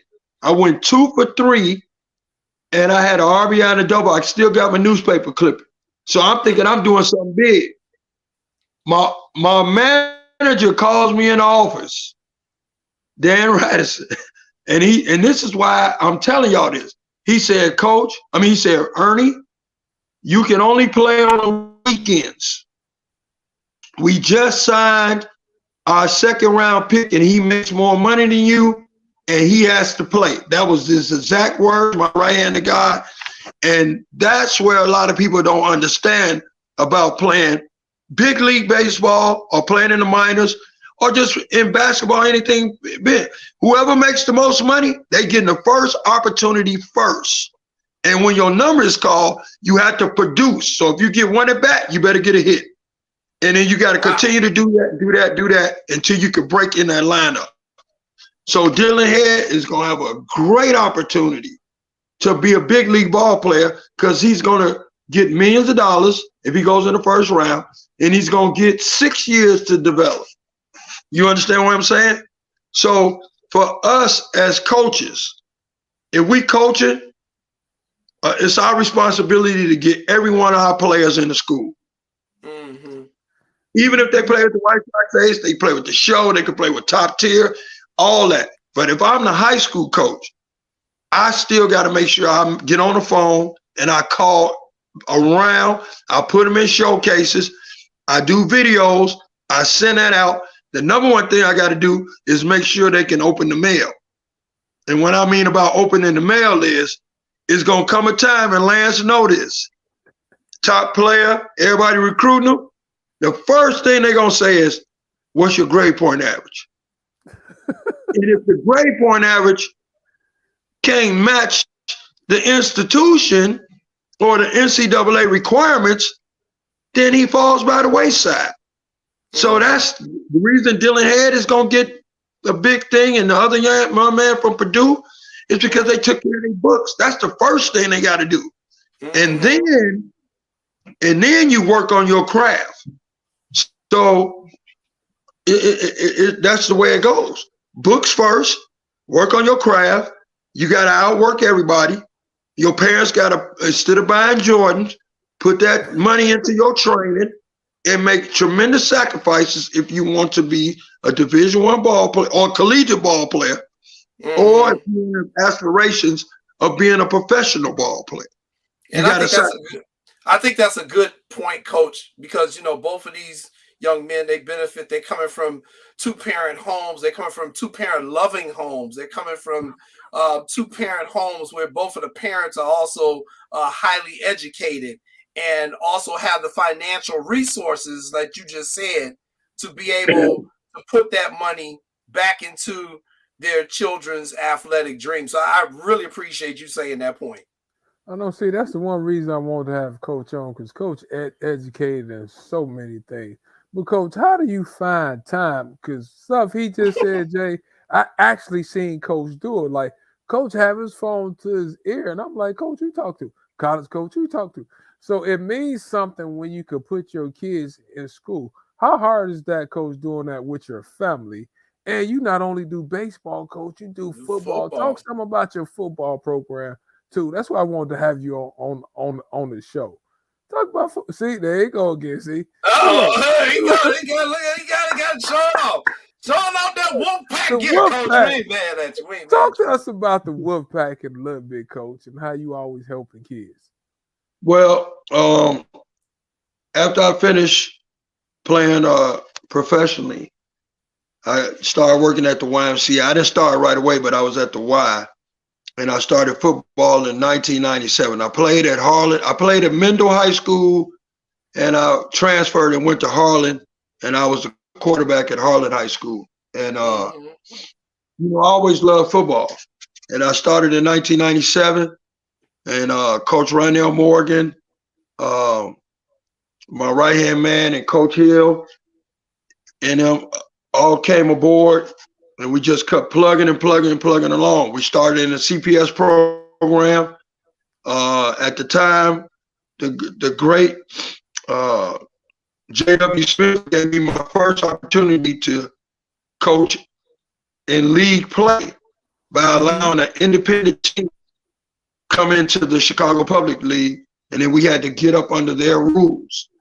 And J.W. Smith, Thomas Smith, Ricky Pruitt, all those gentlemen and Eddie, Roy Curry. I might be missing a few, please.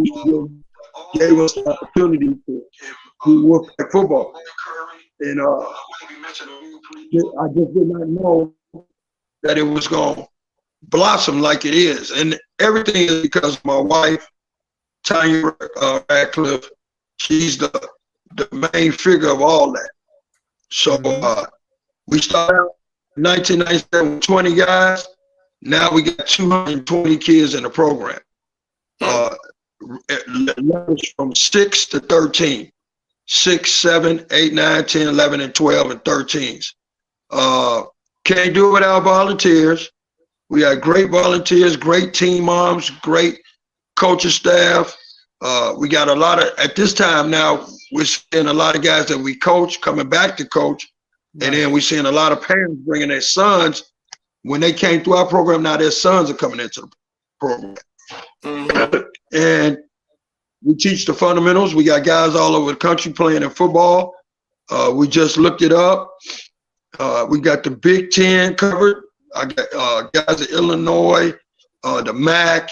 We're going to have one in the SEC, ACC, CIAA. I mean, we got guys all over, and it's a blessing that we've been able to keep the program going for 25 years. And I recruit all over the city, and I'm on the phone all the time. So, like right now, we're recruiting because we got a lot of people that's on our heels and trying to pass. We cannot allow that to happen. So I hope they on the line to let them know that this is the first time that we have not been in the championship in 20 years. And you heard of James Brown, the big payback? We finna get it in. I wish, for those of you who have not ever been to a game between Brooks with our good friend Alderman Tony Beal and Morgan Park with Coach Radcliffe, who ran for an alderman in the 20th ward, I was always like, you know what? If Ernie win this thing and he right next to the 9th ward with Tony, them two gonna be in the middle of City Hall fighting. But hey, Lance, to answer your question, you know how me and your brother Nick would do it. I appreciate my administration at Morgan Park. I know they see me on the phone. I know they do. But that's the only way, and I take the hit for it. But the only way I can get our young people an opportunity and also do my job, I got to do it all day and all night. And my wife, she allows me to do it because she's a coach. But I gotta, we have to try to keep a balance in that.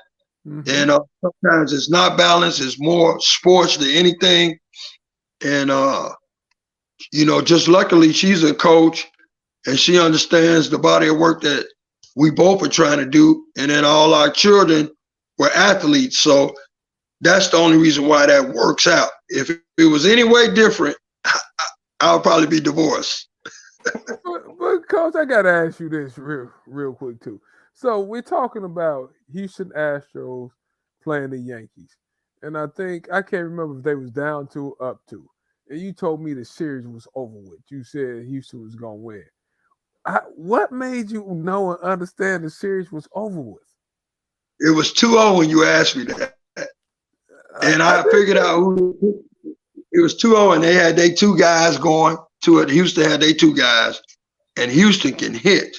And the Yankees have not been hitting a lot in the playoff, in the postseason. If you go back and look at it, the Yankees have not performed in the postseason on a consistent note. Aaron Judge, he only hit 1-something in the postseason. He hit 62 home runs. That takes a lot to hit 62 home runs. And it takes a lot out of you because that's a lot of pressure that he was under. I mean, he's a phenomenal player, but they just did not hit enough in order to beat Houston. Houston flat out, and they got guys. It was Dusty Baker's time. I just wanted America wanted us to make it a win. I just said his players, when they won the trophy, got the trophy and everything, his players at spring training, man, we winning the championship, and they just play out. Did we lose, Coach? Got a connection issue there. Yeah. Oh, there you go. Right. All right. It's just a little janky on our end. Okay. We got you, Coach. Go ahead. Yep. So, like I said, Houston could flat out hit, and the Yankees just did not hit. And I just had a good vibe that Dusty was going to win the championship. It was his time. Got you. Well said. Now, let me ask you this. Coming back to the Chicago Public League. Now, you're doing a good job at Morgan Park with the field and everything, Jay. Like how you see Coach out there with the field. And from a facility standpoint, Coach, what can be done to help you when your facilities are some of the other CPS schools? Well, as you know, the weather is bad here. It's really bad. In March, we open up in March 16th, and it's tough to get games in. And we did get a blessing with the Cubs charity to get the field redone and things of that nature. But you got to have the tools to keep the field going.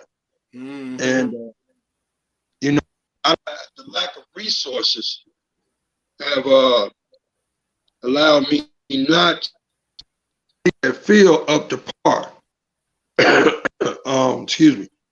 So a turf field would be ideal. A turf field would be ideal, and it takes about $1.5 million to do that. With the right way, you would have to do it the right way. You have to get about $1.5 million, and then a lot of the landscape and things of that nature, because we got baseball and football on that field. I mean, baseball and softball at the same time. That's very dangerous. So we would need to change that up. But 1.5 need. Does Whitney Young have a turf field over there, Coach? Was that new field Whitney Young put in? They have a state-of-the-art turf field and football field and track, batting cages, lights. The stand is amazing. I mean, it's a tremendous facility. Morgan Park just got a brand new football field, and I wish CPS would come in and give us a baseball field, state-of-the-art. We have a lot of history there. Simeon has a state-of-the-art baseball field. Brooks has a state-of-the-art baseball field. Aldermanville, that's a $2 million project. I mean, they feel it's like a minor league stadium. Yeah. And Lane Tech has, excuse me, the Cubs field up there. That's all turf with lights. Who else?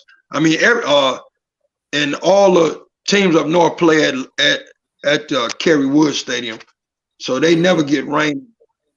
And we get rain. And if I want to play and get my games in, I have to go to the Windy City Thunderbolts and play at their stadium. That's $500 every time you go there.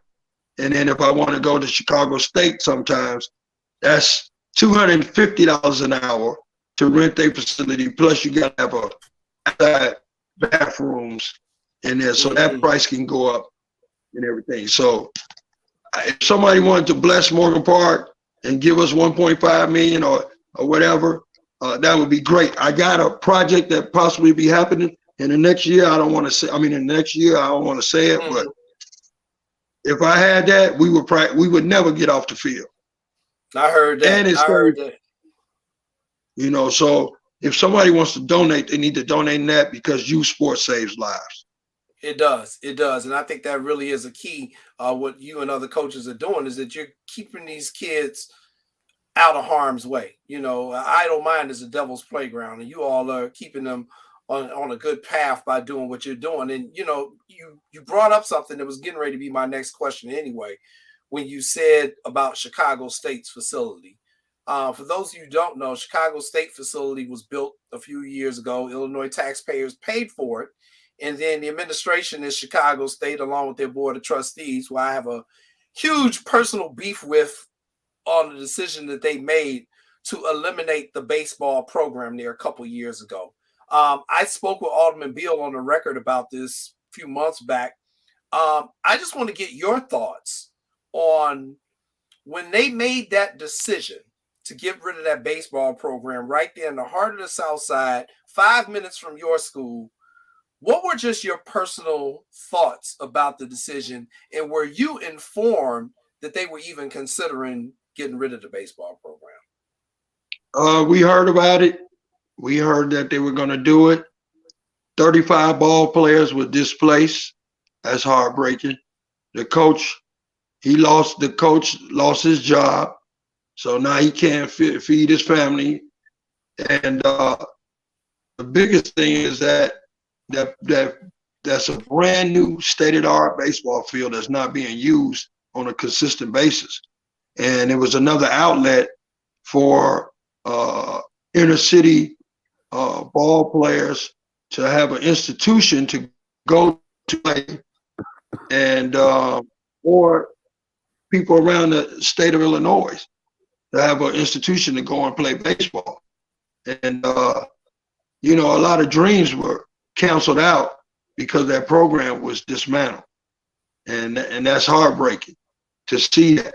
I think that program could come back. I think it should come back, and it has to have people in there that's going to put in a great body of work to get it up to par where it needs to be.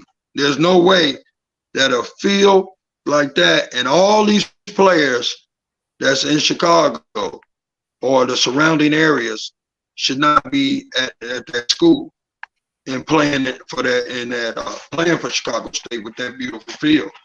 The recruiting would be very easy because of that field, and if they had the right support, to do that. I mean, you will hope like they have a field like the Kerry Woods field on the north side you just talked about, Coach. My thing is this: why we can't have one of those on the south side, where if it rains and stuff like that, like we just talked about, that you guys can play somewhere like that. That's what I think. That's a golden opportunity. I mean, come on now. I mean, the only other place they got is the Kroc Center, and it's 175, 180 an hour to play on it, and everybody, books it, Catholic schools and all that. But yes, Lance, we do need something like that on the south side, a stadium like that where all the public schools on the south side can play in, if need be. State would be a great opportunity because the field is sitting there going to waste. I know they might play soccer. I know people probably rent it out, but I'm even looking to rent it out for my travel program. But it costs money. It costs a lot of money, and you got great sponsorship. I mean, programs. I'm a nonprofit, Radcliffe Youth Sports Organization, but for the public schools, you got to do so much. If somebody wants to sponsor, it's a lot of stuff that goes into that. A lot of red tape that unless they just go and pay for it right out. Yep, without a doubt. Well, like you say, it all comes down to resources and money, but it's because of people like you, Coach, who are doing it in two sports. I mean, you're like a throwback to the old school coaches, man, that, they were such a vibrant part of the community. They just didn't coach you in sports. They were your psychologist. They were your disciplinarian. They were your medical advisor. Sometimes they can do a little bit of everything. So, when I think of you coaching and your dedication, and you've been coaching now, 30 years, almost 30 years, over 30 years, Coach, how long? I would say 25 to 27 years, close to 30. Yep. Yeah. Hey, Jay, I got to say this. Coach Radcliffe, I love you to death. Jay, next time we have Nick on, we have to have Nick tell the story. Now, Coach Radcliffe plays basketball too, right? I missed this game. We got to have Nick tell the story about him And one of our security guards that was in great shape, twice Coach age, got into a one-on-one basketball game. It takes Nick to tell the story. All Coach Sons play basketball, Jay. We're going to have Nick on to tell that story. I'll leave it at that. We're gonna have Nick on to tell that Oh, story. we may have lost Coach. We might have lost Coach. Lost Coach. All right. His connection was a little bad. But, hey, Coach Ratcliffe, we appreciate you coming on What's Up, Cuz, tonight, man. And just keep doing the stuff that you're doing. I know we're running out of time and we're having a little bit of technical issues, but that's all right. He got in and we got the information. So we appreciate that, Coach. All right, just a couple other things before we get out of here. Jason Hayward today was released by the Chicago Cubs, given his unconditional release. We knew that was going to happen. Jason Hayward will forever be known as the guy who gave the speech in the club's locker room in the 2016 World Series, where they came back and beat Cleveland after that rain delay and got their world championship. So, congratulations to Jason Hayward. It looks like his career may be coming to an end, but that brother got paid too. Good job. He didn't get Jimbo Fisher money, but he got money, Lance. So congratulations to him. Thanks for checking in, TJ. And yeah, keep up the good work. He talking to his Mendel friend there, Coach Ratcliffe. That's my guy, Terrence Jackson, a former baseball coach of Chicago State, ironically. So in addition to Jason Hayward, who is retiring, free agency is opening, as we talked about, and the Aaron Judge sweepstakes has begun. Lance Irvin, how much money do you think Aaron Judge is going to end up getting? Somewhere probably between 375 million, somewhere up in that area. He'd be the highest paid baseball player in the world next year. Yeah, they talking about he may get $500 million. You see, I'm like 375 and yeah. I'm like, I can see it. I can see it. He might get $500 million. Interesting.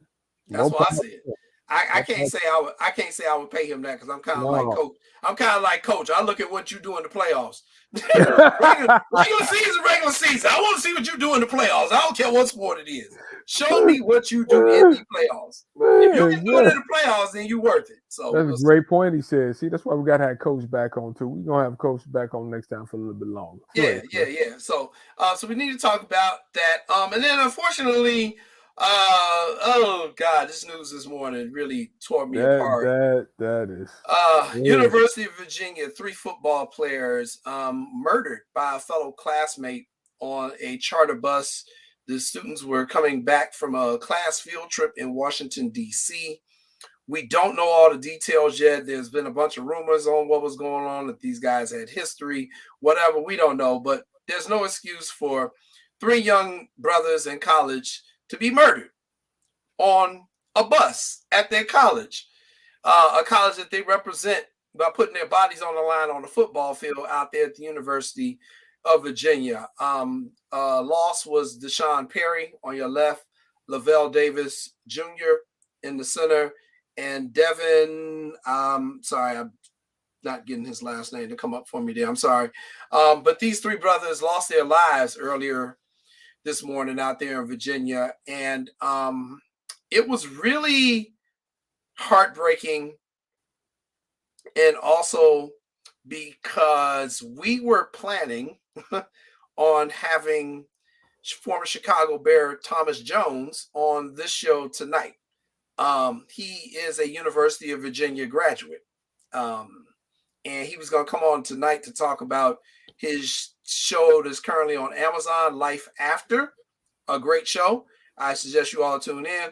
But when I heard the news, I immediately reached out to TJ. I said, look, man, this ain't the night to do that. I know you are heartbroken, with what happened to your alma mater and their football player. He's like, Jason, I understand.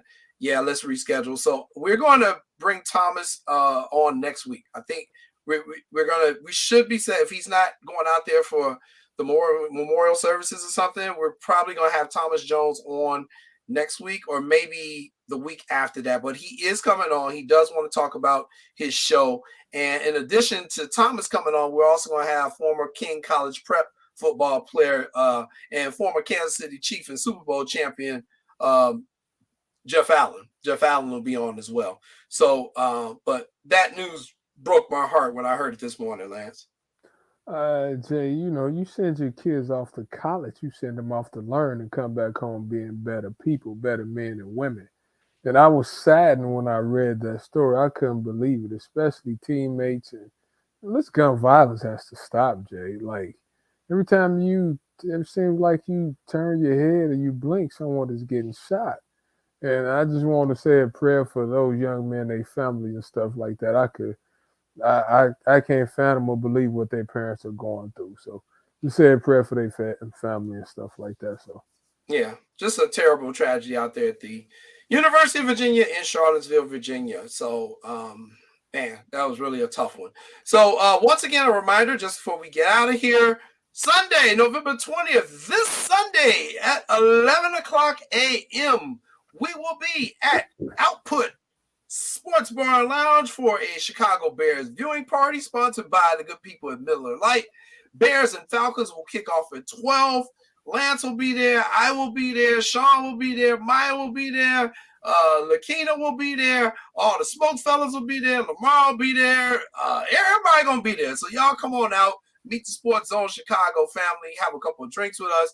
Watch the Bears with us. Watch World Cup soccer if that's what you're into. I can't stand it, but it's going to be on all the TV. So I'm expecting a raucous crowd because of the World Cup.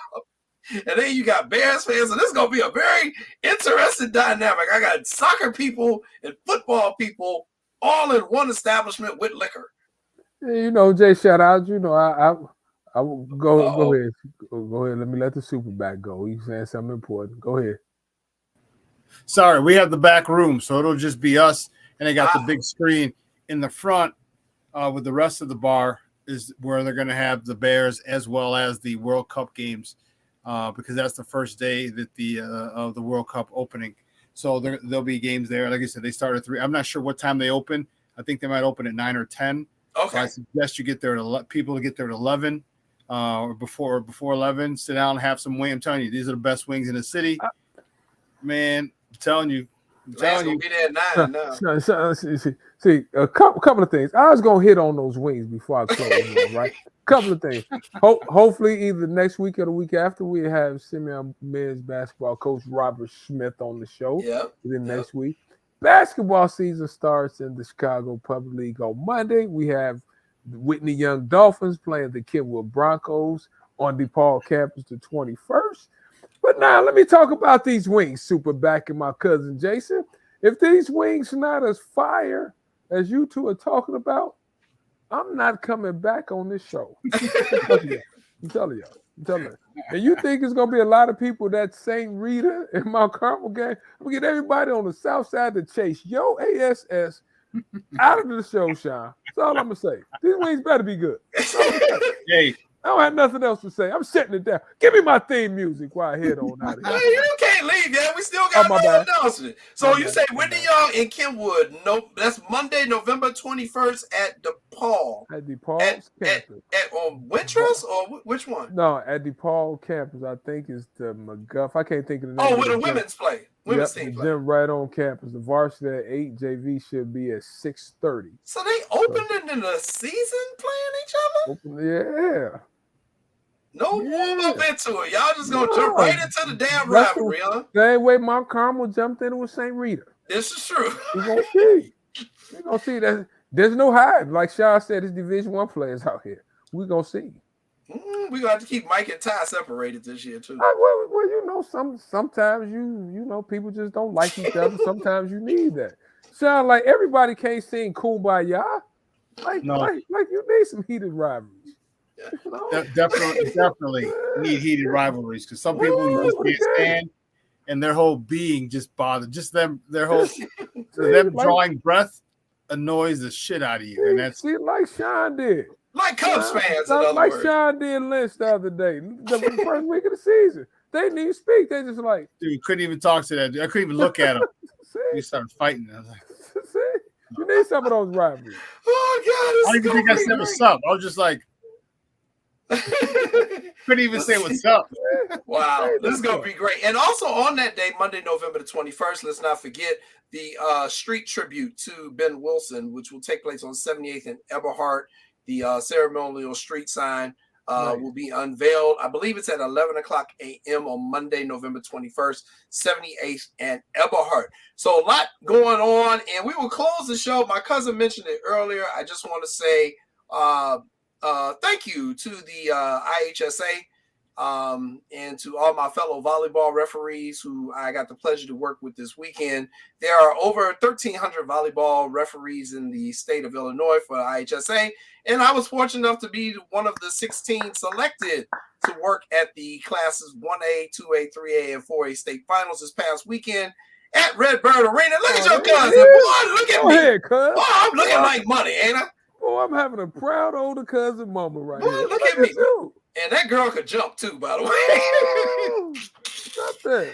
That was a picture from the third place match taken by my wife. An excellent shot by her. And that is Barrington on the left in white against St. Charles East. Great match. Barrington won it to finish third at the state finals this weekend at Redbird Arena down in Bloomington. So I just want to say a special thank you to all my fellow officials, the IHSA, and all the volleyball players in the Chicagoland area.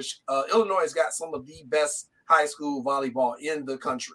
And it was an honor to be able to officiate those girls. They can play. They can play. So I'm going to keep working on my craft as always. I try to improve just like the players and the coaches do every year and see if I can get another state finals assignment sometime in the future. But it is something I will never forget. And I was very grateful. And I thank you, Lance, and the rest of the family for supporting me in that.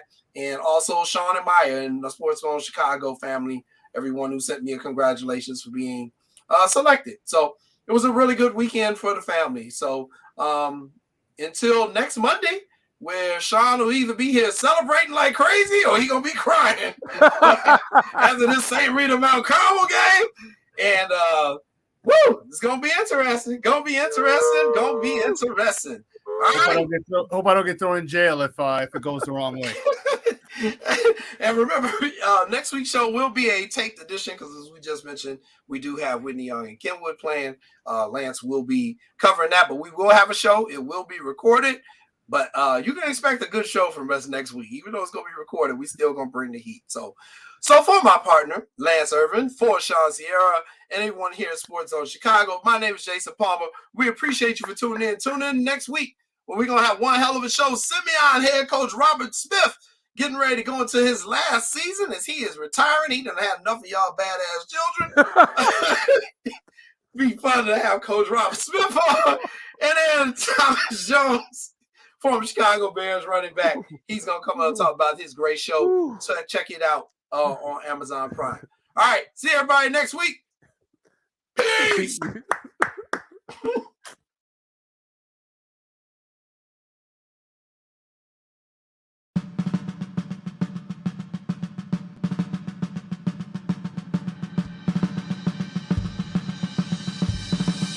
Lift every voice and sing till earth and heaven ring with the harmonies of liberty. Let our rejoicing rise.